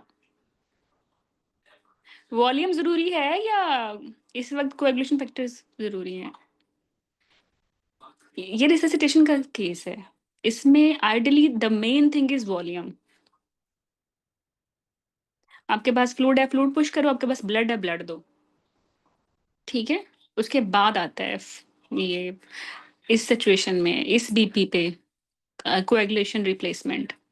अगर अगर इसका बीपी 80-50 नहीं है ना और इसका बीपी है 160, तो फिर ये मैसिव पीपीएच है, इसमें आप एम्पेरिकली 4 एफएफपीज दे रहे हो और 4 to 6 ब्लड दे रहे हो, लेकिन जहाँ भी रेसिस्टेशन का सिचुएशन आएगी बस फिर ये सारी चीजें भूल जाओ, फ्लूइड पे सोचना है तुम्हें। ओके, तो फिर समटाइम वो दे देते हैं कि भाई यार आरएफटीज खराब है, आप कहते हो एक्यूट किडनी इंजरी हो गई है और ये सेप्सिस की वजह से हो गई है, डीआईसी की वजह से हो गई है, एफएपीस देंगे, नहीं नहीं नहीं, किडनी को भी फ्लूइड चाहिए, उसमें भी फ्लूइड ही आएगा। फिर उसके देना तो सब कुछ है, बट ट्राई क्वेश्चन को अंडरस्टैंड करो। फिर आ गया मिसकैरेज, फीवर, टैकेकार्डिया, हाँ ये तो ठीक है, राइट। अच्छा, मैंने पिछले सेशन में बोला था कि आईवी एंटीबायोटिक्स ही देते होते हैं मिसकैरेजेस में, इन्फेक्शन में। ऐसा नहीं है, इसी 2025 की गाइडलाइन में उन्होंने ओरल और स्लैश आईवी दोनों लिखा हुआ है। आईवी सेप्सिस में है या सवेर इन्फेक्शन में है और माइल्ड इन्फेक्शन में you can go for oral as well, जैसे सर्जिकल मिसकैरेज के बाद 7 डेज के लिए ओरल देते हो या स्टेबल में ओरल दे सकते हो। कोरियो में, सेप्सिस में, सिवियर इन्फेक्शन में, उनमें सब में आईवी है, या पाइलोनेफ्राइटिस, इन सब में आईवी है। अच्छा, ये बड़ा इंपॉर्टेंट है, इससे तुम लोगों के काफ़ी आईवी फ्लूइड और एफएफपीज वाले चीज़ें ठीक हो जाएंगी। सबसे पहले देखना है SIRS है या नहीं। SIRS होता है सिस्टेमिक इन्फ्लेमेटरी रिस्पॉन्स, इसमें 4 चीज़ें हैं, WBCs, रेस्पिरेटरी रेट, टेम्परेचर और हार्ट रेट, ठीक है। 38 टेम्परेचर है, 38 यूजुअली 37 दे रहा होता है, तो फिर वो SIRS का फीचर नहीं होता, 38 होना चाहिए, या फिर बहुत ही लो 36 से कम, ठीक है। और हार्ट रेट मोर देन 90, 80 वाले नहीं आएंगे इसमें। रेस्पिरेटरी रेट मोर देन 20, 18 वाले इसमें आउट हो जाएंगे। WBCs 12 या बहुत ही कम, ठीक है, तो जो नॉर्मल है वो इसमें आउट हो जाएंगे। अगर सिस्टेमिक इन्फ्लेमेटरी रिस्पॉन्स का कोई फीचर है, जैसे पेशेंट आई हमारे पास यही मिसकैरेज वाली, और इसका टेम्परेचर 38 है, ठीक है, और साथ में इसका हार्ट आ जाए, हार्ट रेट 95 आ जाए, तो 2 SIRS के फीचर्स आ गए हैं ना। आईवी मिसकैरेज के साथ है तो सस्पेक्टेड सोर्स ऑफ इन्फेक्शन भी मिल गया, तो आपका डायग्नोसिस सेप्सिस है, माइल्ड इन्फेक्शन नहीं है। आप ओरल एंटीबायोटिक नहीं दे सकते, आपने सेप्सिस 6 इनिशिएट करना है अगर स्टेबल है, और अगर शॉक में है तो फिर तो CPR फ्लूइड आ गया, ठीक है। तो अगर सेप्सिस के अंदर आपको बोलें कि ऑर्गन डिसफंक्शन आ गया है, तो फिर सवेयर सेप्सिस। और अगर सवेयर सेप्सिस वाली पेशेंट हाइपोटेंशन में है despite adequate fluid resuscitation, then it is septic shock, ठीक है। और लैक्टेट के हवाले से याद रखना कि लैक्टेट अगर 4 या 4 से ज़्यादा हो चुका है तो usually you will see this picture in septic shock, ठीक है। 2 to 4 वाले सेप्सिस हैं, सवेयर सेप्सिस में हम इनको नहीं डालेंगे, और लेस देन 2 वाले तो यूजुअली माइल्ड इन्फेक्शन के साथ आएंगे। तो next question, 30-year-old woman presents with heavy renal bleeding, soaking 3 pads per hour, mild pelvic, जी बेटा क्या होगा काफी, एक तो दिशा चोट लगी है, कैसे लगी है? अच्छा ये लो, तो कुछ खाया आपने आज? ठीक है मैं आती हूँ। अच्छा, तो 30-year-old woman presents with heavy bleeding, soaking 3 pads per hour, 3 pads per hour acute heavy bleeding में आते हैं, ठीक है। ओके, BP तो ठीक है, पल्स भी ठीक है, अल्ट्रासाउंड पर रिटेन टिश्यू है 18 mm। ये क्वेश्चन वैसे पेपर का नहीं है, मैंने खुद से डाला है, अभी जो बात की थी ना अभी रिटेन टिश्यू वाली, उसके हवाले से। What is the most appropriate management, क्या करना चाहिए इसका? अब 15 mm से ज़्यादा है तो ये पेशेंट RPOC, हम इसको RPOC लेंगे ना, इनकम्प्लीट मिसकैरेज, और ये हैविली ब्लीड कर रहा है, तो अब डायग्नोसिस बनाया करो पहले। अगर मैनेजमेंट की चॉइसेस भी तुम्हें दे देना या इन्वेस्टिगेशन की चॉइसेस भी दे देना, आप पहले डायग्नोसिस बनाया करो। जैसे अभी हमने देखा कि अभी ओवेरियन सिस्ट में हम कैसे फंसे थे, तो ओरल एंटीबायोटिक्स इसमें आउट हो गई। Urgent ERPC for haemorrhagic control B, oral reassure नहीं, तो बस ठीक है, ये तो बी है, इजी हो गया। नेक्स्ट है जनाब, 27-year-old patient 8 days after medical management of miscarriage present with low grade fever, mild pelvic discomfort, offensive discharge. ये एग्जाम क्वेश्चन है, ये वाला एग्जाम क्वेश्चन है। ऑफेंसिव डिस्चार्ज और वाइटल स्टेबल, अल्ट्रासाउंड पे रिटेन टिश्यू है 12 mm का, अभी 15 से कम है, लेकिन इसका टेम्परेचर देखो वो भी 38 से कम है। मेडिकल आपने मिसकैरेज किया है। एक चीज तो तय है कि ये एंडोमेट्राइटिस है सिर्फ, और वो भी बिकॉज इसके रीजन RPOCs नहीं है। एंडोमेट्राइटिस हो जाता है मिसकैरेजेस में, तो इसको but she want actually oral antibiotics and out patient खा लो आप। जब ये है ना, इसको फीवर सेप्सिस की रेंज में है, ना हैवी ब्लीडिंग है, वाइटली भी ये स्टेबल है, अल्ट्रासाउंड पे भी मिसकैरेज कंप्लीट डायग्नोज हो गया है, तो आप इसको एंटीबायोटिक्स दो और घर भेजो। ये बड़ा ट्रिकी क्वेश्चन था, बहुत ट्रिकी था। 12 mm पे आप होगा भाई फीवर आ गया, अब उसको तो फटाफट ARPC, नो नो नो, ठीक है, स्कैन करें इसका दोबारा नहीं। तो अब ये जो बातें पिछली की हैं तो फिर समझ आ रहा होगा कि ओरल भी दे सकते हैं। नेक्स्ट क्वेश्चन है कि कंजर्वेटिव मिसकैरेज है। अब ये क्वेश्चन मैंने खुद से बनाया ताकि तुम अप्रिशिएट करो वाइटल्स का चेंज होना। तो यहाँ 38 बन गया है, ठीक है, अल्ट्रासाउंड पे 12 से 20 mm हो गया है। तो अब क्या डायग्नोसिस है? First think about the diagnosis. 38 एक फीचर है SIRS का, 2 होने चाहिए फॉर सेप्सिस, ठीक है, लेकिन सोर्स ऑफ इन्फेक्शन भी दे दिया, बॉर्डर लाइन सेप्सिस है ये, ब्लीडिंग भी ऑन गोइंग है ना। तो अब इसमें आउट पेशेंट तो आउट हो गया, 38 टेम्परेचर पे एंटीबायोटिक्स IV हो गई, 20 mm मतलब RPOC से वो निकालने पड़ेंगे। तो बॉर्डर लाइन सेप्सिस में भी तो अर्जेंसी बेहतर है ना एज कम्पेयर टू एक्चुअली। अब B और C में से शायद आप मेल्ट हो जाओ, ICU referral, border line sepsis है, सेप्सिस भी नहीं है, आप ICU भेज रहे हो, और अगर ICU भेजना है तो पहले सोर्स निकाल के भेजोगे ना ERPC करके, तो पोस्ट रिकवरी शायद ICU केयर हो, तो B बेहतर है, ठीक है, गॉट इट। हाँ, पोस्ट ERPC हम सेप्सिस है तो ICU IDU में तो मॉनिटर करेंगे ना, लेकिन पहले B है और फिर C है। हाँ, बाकी ये देखो 15 mm से ज़्यादा, मैं पहले बता दिया, ये RPOCs हैं, इसके 20 है तो उसके RPOCs ही रीज़न है इसके फीवर की। अभी ये सवेयर इन्फेक्शन है, सेप्सिस नहीं है। बाकी ये कुछ बायोकेमिकल डासिस क्या होते हैं, ये डेफिनेशंस हैं। अल्ट्रासाउंड पे अगर प्रेगनेंसी नहीं आती और UPT पॉजिटिव हुआ तो उसको बायोकेमिकल प्रेगनेंसी लॉस बोलते हैं, और बाद में वो नेगेटिव हो जाते हैं। मिक्स्ड मिसकैरेज में फिटल डिमाइस होती है आफ्टर एम्ब्रियोनिक डेवलपमेंट, और एम्ब्रियोनिक में एम्ब्रियो बनता ही नहीं, खाली सैक होती है। अच्छा, 36-year-old woman undergoing ERPC for incomplete miscarriage. During the procedure, there is sudden loss of resistance on the uterine cavity, feels empty, the patient is stable and with no active bleeding. What is the next step?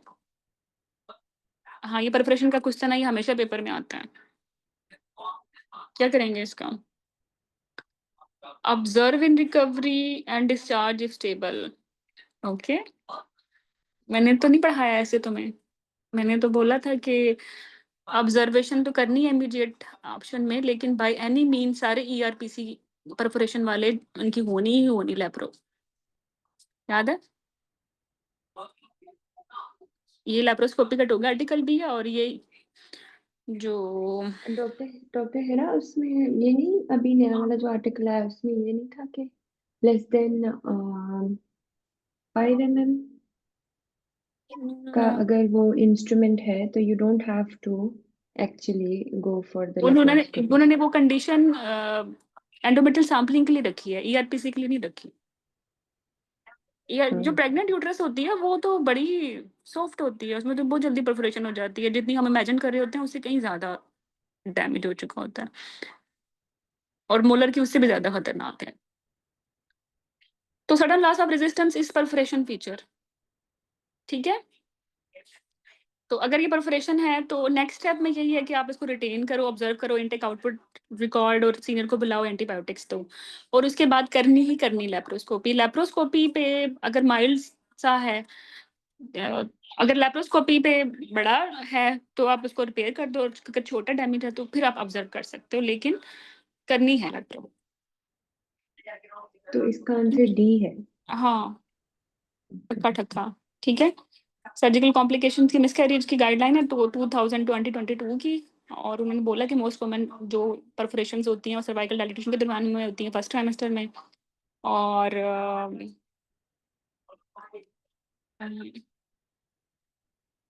Second trimester में क्या बोला होगा इन्हें,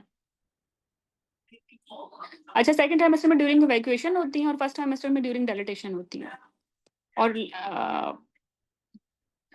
when available laparoscopy is the investigation method of choice. और अगर आपको लगता है कि लाइक आपने मोमेंटम छोड़ दिया पकड़ के बाउल, तो फिर लेप्रोटमी भी ठीक है। सर्वाइकल ये कुछ और फ्लैश कार्ड्स हैं। वैसे इसमें ये इम्पोर्टेंट है ये वाला ना कि स्मॉल टेयर यूजुअली सर्वाइकल टेयर की बात हो रही है। अगर स्मॉल टेयर है तो कुछ नहीं करना, बट अगर टेयर 1 सेंटीमीटर से बड़ा है ना तो फिर आपने रिपेयर करना है विद एब्जॉर्बेबल सूचर्स। और जो हाई सर्वाइकल टेयर्स हैं उसमें क्या करना है, उसमें सर्जरी करनी है, ओपन करना है। नेक्स्ट क्वेश्चन है जनाब, एक patient 45 year old presents with abnormal brain bleeding, biopsy पे एटीपी आ चुका है। चलो फैमिली कंप्लीट है, तो क्या करें इसको? Family complete, age 45। यस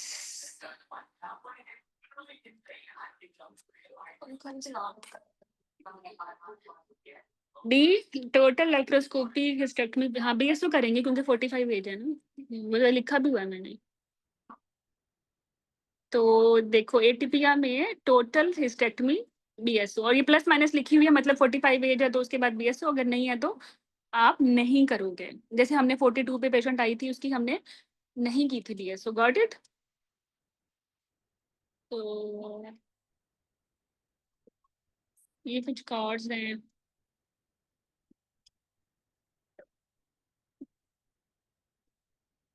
बस खत्म ही होने वाला है।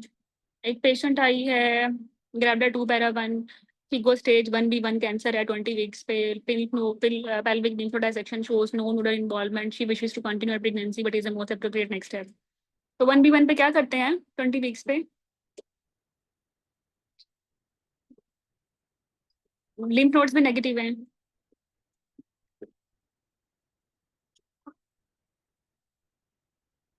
इमीडिएट रेडिकल हिस्टेक्टमी नहीं, 20 वीक पे तो वायबिलिटी नजदीक है। 1B1 में हम फर्टिलिटी स्पेयरिंग कर सकते हैं, तो प्रेगनेंसी स्पेयरिंग क्यों नहीं करेंगे?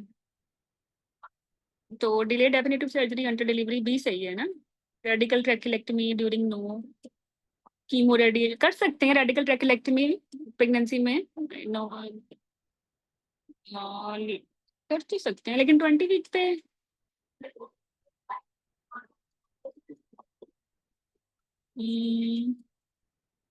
ट्रीटमेंट आई थिंक 14 वीक से पहले देनी होती है, समथिंग लाइक दैट। कीमो तो आउट हो गई, कीमो रेडिएशन प्रेगनेंसी में दे देते हैं, लिम्फ नोड नेगेटिव है तो इसलिए आउट हो गया। Termination followed by radical hysterectomy. अच्छा मुझे ये बताओ कि 1B1 में मोड ऑफ डिलीवरी सेक्शन होगा या एनबीडी होगा? सेक्शन। और 1A1 में? माइक्रोस्कोपिक डिजीज में तो डिलीवरी हो जाएगी, लेकिन मैक्रोस्कोपिक में आई मीन 1B1 से नहीं होगी। हाँ तो 1A1 में एनबीडी हो जाती है अगर LVSI नेगेटिव है, लिम्फोवास्कुलर स्पेस इन्वेजन नहीं हुई है, ठीक है। अगर हुई है तो फिर सब में सेक्शन ही करना है। ओके, और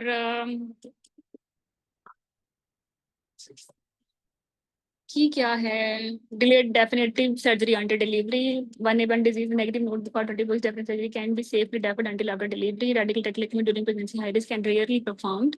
कर सकते हैं radical trachelectomy, think is that, लेकिन एक्चुअली उससे अच्छी ऑप्शन भी है। तो ये कुछ टेबल्स हैं, फर्स्ट सेमेस्टर में आपने कीमो नहीं देनी, कीमो अगर देनी है तो फिर 12 वीक्स 14 वीक्स के बाद देनी है। प्रेफर्ड रेजीम वही है जो हम ओवेरियन में देते हैं, कार्बो और पैथी।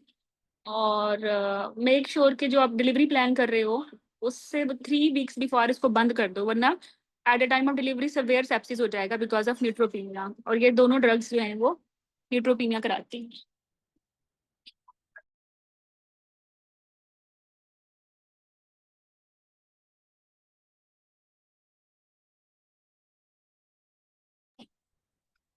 अच्छा हाँ ठीक हो गया। अब दूसरा ये एक टेबल है जो कि गलती है इस टेबल में ना थोड़ी थोड़ी, इस टेबल से बेहतर है ये टेबल कर लो, ये हमने थ्योरी में भी किया था।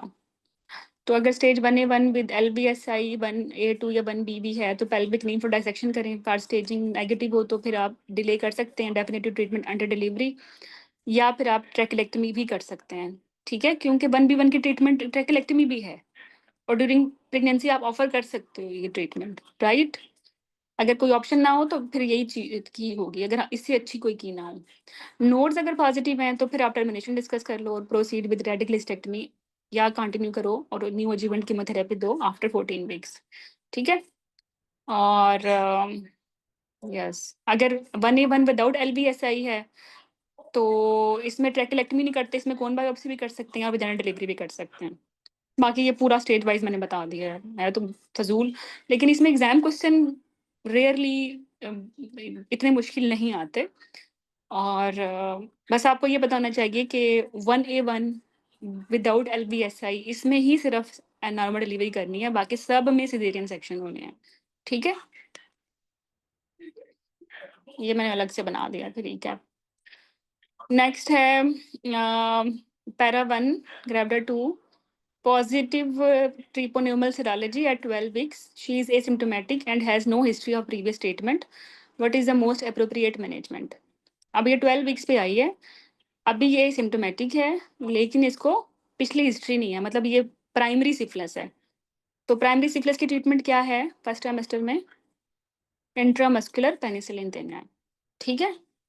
हाँ, स्टेज वाइज ट्रीटमेंट फिर आप ये देख लो, अर्ली सिफिलिस में सिंगल डोज ही होती है और लेट सिफिलिस में इसकी डोजेस जो हैं वो 3 डोजेज होती हैं, वो 2 डोजेज होती हैं। I M for 3 weeks, weekly 3 doses हो गई। ये इसकी सिफिलिस की ना जो बैश गाइडलाइन है सिफिलिस इन प्रेगनेंसी, वो लेटेस्ट वन है, और जो सिफिलिस की गाइडलाइन है विद और विदाउट प्रेगनेंसी वो बड़ी बड़ी ओल्ड है आयरिश की, लेकिन दोनों में कोई प्रॉब्लम नहीं है, दोनों में सिफिलिस ही देनी है प्रेगनेंसी में ट्रीटमेंट, ठीक है? और फर्स्ट एंड सेकंड ट्राइमेस्टर में हम देते हैं सिंगल डोज, और अर्ली सिफिलिस थर्ड ट्राइमेस्टर में हम सेकंड डोज भी देते हैं, ठीक है? तो सो फार ये ट्राइमेस्टर वाइज भी मैंने बता दिया और स्टेज वाइज भी आपको बता दिया, लेकिन ये एग्जाम में नहीं आता। जो RCPI का सिफिलिस का क्वेश्चन होता है वो इजी होता है, उसमें they never ask stage wise and actually trimester wise, they भी बस पेनिसिलिन है। बट अगर इफ दे आस्क तो यू मस्ट नो कि जो एडवांस स्टेजेस हैं उसमें 3 डोजेज होती है एट एनी ट्राइमेस्टर, और अगर अर्ली अर्ली सिफिलिस है तो सेकंड ट्राइमेस्टर या 27+6 तक 1 डोज है और उसके बाद 2 डोजेज हैं। सिफिलिस में stage wise clinical features just देख लेना, डायग्नोसिस इसका क्लिनिकल फीचर्स पे भी करते हैं, लैब्स भी करते हैं, और ट्रीटमेंट मोस्टली नॉन प्रेग्नेंट प्रेग्नेंट्स इन सब में पेनिसिलिन ही है। पेनिसिलिन की अगर ट्रू एलर्जीज आ जाती हैं जो कि एलर्जी सेंटर से कंफर्म होती हैं तो फिर आप उसमें जो है सेफ्ट्रिक्सोन देते हो या मैक्रोलाइड्स दे सकते हो। अगर माइल्ड है तो उसमें डिसेंसिटाइज ही करते हैं और देनी पर सिफिलिस ही होती है। फॉलो अप पे फिर आप सिफिलिस STI भी है, बच्चों को भी हो सकती है, और फिर कॉन्टेक्ट्स भी देखो, पार्टनर को भी देखो। इंक्यूबेशन पीरियड है इसका up to 90 days. Primary syphilis में शैंकर मिलता है, सेकेंडरी सिफिलिस में आपको रैश मिलेगा, कंडाइलोमा मिलेगा, लेटा, ठीक है? और मल्टी ऑर्गन इन्फ्लेमेशन मिलेगी, इन्फ्लेमेशन मतलब मेनिंजाइटिस, सारे इस तरह के। और सेकेंडरी सिफिलिस वाले फिर जाएंगे लेटेंट में। लेटेंट पीरियड होता है 2 से 20 ईयर का, और लेटेंट फेज में कुछ पेशेंट ठीक हो जाते हैं, कुछ प्रोग्रेस करके टर्शरी में चले जाते हैं, ठीक है? और कुछ सेकेंडरी सिफिलिस में ही रहते हैं, राइट? अगर प्रोग्रेस कर गए तो फिर वो टर्शरी बन जाएगी जिसमें गम्मा, CVS और CNS इन्वॉल्वमेंट हो जाती है। और ये इसकी इंटरप्रिटेशन है, लेकिन I have not seen in exam.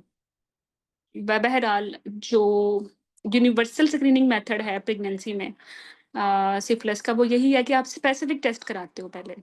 पहले एक स्पेसिफिक टेस्ट कराते हो। स्पेसिफिक टेस्ट से मुराद ये है कि TPTA, TPTHA, ठीक है? एलाइजा ये भी स्पेसिफिक है, जबकि VDRL और RPR ये नॉन स्पेसिफिक हैं। तो पहले आपने स्पेसिफिक कराना है, अगर स्पेसिफिक पॉजिटिव है तो फिर दूसरा डिफरेंट स्पेसिफिक कराना है और ट्रीटमेंट स्टार्ट कर देनी है। और ट्रीटमेंट की देखना है कि ट्रीटमेंट इफेक्टिव है या नहीं है, वो नॉन स्पेसिफिक टेस्ट जैसे VDRL या RPR बताएगा, वो कम होने लग जाएंगे, ठीक है? तो मॉनिटरिंग में नॉन स्पेसिफिक टेस्ट है, डायग्नोसिस में स्पेसिफिक टेस्ट है। और जो ये जो स्पेसिफिक टेस्ट है ना, ये सारी उम्र पॉजिटिव रहते हैं इवन आफ्टर ट्रीटमेंट। तो ट्रीटमेंट मॉनिटरिंग में non specific will help us. तो अगर एक पेशेंट के सारे नेगेटिव हैं तो वो नो सिफिलिस, और अगर एलाइजा में आईजीएम पॉजिटिव है तो ये प्राइमरी सिफिलिस हो गया, सारे ही पॉजिटिव हैं तो ये प्राइमरी सेकेंडरी में आ गया। ठीक है, तो ये इंटरप्रिटेशन है, बट एग्जाम क्वेश्चन चूंकि आते नहीं, तो up to you if you can save time तो देख लीजिएगा एक दफ़ा। लास्ट क्वेश्चन सीएमबी का था, इसमें 16 वीक्स पे पेशेंट को पॉजिटिव है आईजीडी आईजीएम, नहीं आई इसकी पॉजिटिव है आईजीएम और लो है आईजीडी एविडिटी, और ये प्राइमरी इन्फेक्शन है, she is asymptomatic, is concern about the fetal risk, what is the most appropriate next step? Low avidity का मतलब है प्राइमरी इन्फेक्शन। ठीक है, तो और हमें पता है टोक्सो में और सीएमबी में एविडिटी टेस्ट इंपॉर्टेंट होते हैं, ना कि अलोन आईजीडी आईजीएम। तो प्राइमरी इन्फेक्शन हो गया है 16 वीक्स पे, तो ये तो कंफर्म हो गया है, इसको तो आप एमनिसेंटेसिस करेंगे। यस, नहीं टर्मिनेशन अभी हीरा क्यों टर्मिनेट करें? Termination not, we can it can be a choice, yes, लेकिन अगर एमनिसेंटेसिस कर लेते हैं ना, एमनिसेंटेसिस पे पॉजिटिव आ गया तो फिर डेफिनेटली आपने टर्मिनेशन डिस्कस करनी है। अगर नेगेटिव आ गया तो फिर काउंसिल करना है कि लॉन्ग टर्म, अभी नॉर्मलीज नहीं भी हैं तो लॉन्ग टर्म आफ्टर बर्थ बच्चे में स्लो आईक्यू हो सकता है, तो फिर वो शी विल ऑप्ट टर्मिनेशन करनी है या नहीं करनी। आप ऐसे शेड्यूल नहीं कर सकते फटाफट विदाउट एमनिसेंटेसिस। तो I-21 वीक्स बस अभी ख़त्म हो गया, राइट। तो सीएमबी का तो इसका आयरिश पूरी गाइडलाइन है एक, और ये से कुछ परसेंटेज देख लो कार्ड्स में। जो रुबेला है ना वो फर्स्ट ट्राइमेस्टर में उसकी ट्रांसमिशन ज़्यादा है, जबकि सीएमवी की जो ट्रांसमिशन है वो एडवांस प्रेगनेंसी के साथ ज़्यादा होती है, मतलब फर्स्ट में ज़्यादा है तो सेकंड में उससे ज़्यादा है, थर्ड में उससे ज़्यादा है।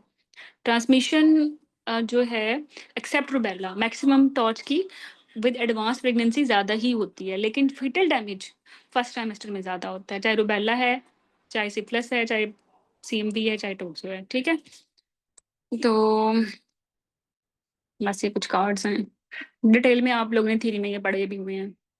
ठीक है, ओके।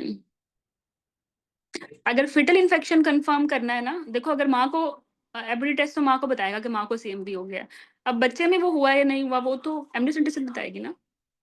ठीक है, ओके, बाकी कुछ और एवरी टेस्ट के टेस्ट हैं जी। और ये एक लास्ट कार्ड है जिसमें आपको पता चलेगा कि अगर पेशेंट को मैक्युलोपेपुलर रैश है पाम पे, स्नफल्स एंड पेरियोस्टाइटिस, तो ये सिफिलिस है। ठीक है, या बच्चे को हो गया बाद में, प्री कंजेनिटल सिफिलिस है। मैक्युलोपेपुलर रैश और किस में देखे हैं हमने सिफिलिस के अलावा? रुबेला में और B19 में भी। ओके, बाकी टोक्सो में कैल्सिफिकेशन इंट्राक्रेनियल होती हैं और सीएमबी में पेरिवेंट्रिकुलर होती हैं। ठीक है, और रुबेला में याद रखना कि कैटरेक्ट और कार्डिक डिफेक्ट्स ज़्यादा होते हैं, और वेरिसीला में usually limb hypoplasia, cortical atrophy, हर चीज़ छोटी छोटी हो जाती है। एंड वी हैव डन, जितने क्वेश्चन मुझे मिले तो इतने, आई थिंक 4-5 तो बंदा भूल भी जाता है, तो 95 तक ही मिले हैं। Thank you and good luck. और जो बच्चे भूल जाते हैं ना वो बहुत ही कॉमन होते हैं, इसलिए उनको याद नहीं रहते हैं, तो जितने भी मुश्किल थे वो हमने कर लिए। So any query? हाँ, एक क्वायरी तो रह गई है पीबीसी की, अभी 1 मिनट दो मुझे। अच्छा डॉक्टर हीरा, ये एंडोमेट्रियोसिस वाले में भी ये जो 2025 का भेजा ना आपने आयरिश गाइडलाइन, उसमें लिखा हुआ है कि excision is better than oblation.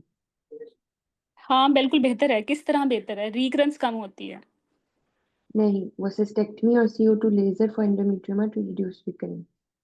No no, इसमें लिखा हुआ है conservative laparoscopic excision is preferred over ablation. और नेक्स्ट पॉइंट में लिखा हुआ है सिस्टेक्टमी और CO2 laser for endometrioma to reduce recurrence. I respect this guideline as well, लेकिन मोर रिसेंटली इसी बात पे तो 2 लोग आए हैं ना, इसी पे ही आए हैं सिस्टेक्टमी और एब्लेशन पे। इन्होंने मजीद डिफाइन किया है कि रिकरेंस बेहतर है, वो सॉरी सिस्टेक्टमी ओवरऑल बेहतर है क्योंकि रिकरेंस भी कम है इसमें, गुड हैंड्स में सर्जिकल डैमेज भी कम है, बट ओवरऑल अगर आप बस आपको दें AMH कम है या एंडोमेट्रियोमा बड़ा है जो कि वो 5 सेंटीमीटर को कट ऑफ कहते हैं, देन फॉर 4.5 इनफर्टिलिटी को नो देखो इनफर्टिलिटी के सिनेरियो में अगर क्वेश्चन आए ना और आपको लो रिजर्व देते हैं और बिग एंडोमेट्रियोमा देते हैं तो फिर एब्लेशन एंड ड्रेनेज बेहतर है। ठीक है, इतना पर्टिकुलरली आयरिश में नहीं लिखा हुआ, उन्होंने ओवरऑल बोला है कि सिस्टेक्टमी बेहतर है और ओवरऑल सिस्टेक्टमी ही बेहतर है क्योंकि रिकरेंस नहीं होती, बार बार सर्जरी नहीं करनी पड़ती और दोनों ही फर्स्ट लाइन है। अच्छा बाकी PBC का एक देखती हूँ मैं, मुझे 1 मिनट दो।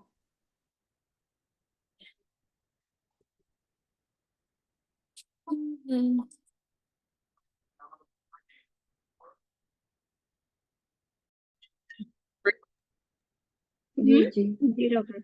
वो जी वो कहते हैं कि कोलिस्टेटिक एंजाइम्स जो है ना, ये बायोकेमिकल मार्कर्स हैं जो कि PBC में ज्यादा होते हैं। PBC ही की एसोसिएशन ज्यादा है रूमेटाइड के साथ एज कम्पेयर टू ऑटोइम्यून।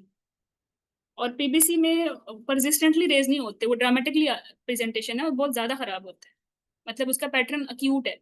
हमारे पेशेंट में ये पहले भी PBC था जो कि हमें लगा कि IHC है, प्रेगनेंसी की वजह से मास्क रहा, लेकिन अब जो कि रेट्रोग्रेड डायग्नोसिस हमारा बन ही नहीं रहा तो फिर हम इसको PBC बना रहे हैं।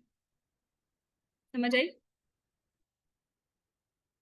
तो हमारा कौन सा क्वेश्चन था, ये था ना? हाँ, ये की ठीक है, प्राइमरी बिलियरी कोलेंजाइटिस, क्योंकि कोलिस्टेटिक एंजाइम्स हैं और पहले वो प्रेगनेंसी वजह से मास्क हो गए और हमने रॉन्ग डायग्नोसिस किया। अब चूंकि 4 वीक्स के बाद भी परसिस्ट कर रहे हैं तो PBC है। और अगर ये होता ऑटोइम्यून हेपेटाइटिस तो परसिस्टेंटली एलिवेटेड ना होते, सडनली एलिवेटेड होते गए। और अगर प्रेगनेंसी में भी इनका पैटर्न इतना ज्यादा एक्यूट होता कि हम आराम से ऑटोइम्यून को पिक कर लेते। और जो कोलिस्टेटिक एंजाइम्स हैं उसमें कह रहे हैं कि ALP GGT ये सारे हैं व्हाटएवर, ये ज्यादातर PBC के साथ होते हैं। और जो ऑटोइम्यून है उसमें कुछ ऑटो एंटीबॉडी पैनल हैं, वो बता रहे हैं कि they are strongly suggestive for autoimmune. ठीक है, दिस इज लाइक दैट। इतना मेरा नॉलेज नहीं है वैसे, ये तो मैं गूगल की बताई है बात इस टॉपिक पे ना। ठीक है, तो फिर भी अगर आप काउंटर चेक करना चाहो ना कर लेना। ठीक है डॉक्टर हिरा, नो वरीज। डॉक्टर हिरा, वो फ्लैश कार्ड्स वाली फाइल कब भेजेंगी? हाँ वो बस रेडी है, भेज रही हूँ, वो आज ही भेज भेज। दे, इतने कम दिन रह गए अब तो डर और लग रहा वो तो मेरे रट गए हैं फ्लैश कार्ड, इतने दफा तो किए हैं, बट मैं भेज दी। है। ठीक है, ओके, ऑल द बेस्ट। ठीक है, शाइन इन योर एग्जाम। मुझे उम्मीद है जब तुम लोग पेपर सॉल्व कर रहे होंगे तो तुम लोगों को मेरी आवाज आ रही होगी मेल्ट नहीं होना, go logic wise and some time फंस जाओगे तो कॉमन सेंस बेस आप चूज कर लेंगे तो फिर वो सेफ हो जाएगा। ठीक है, good luck everyone. Thank you so much.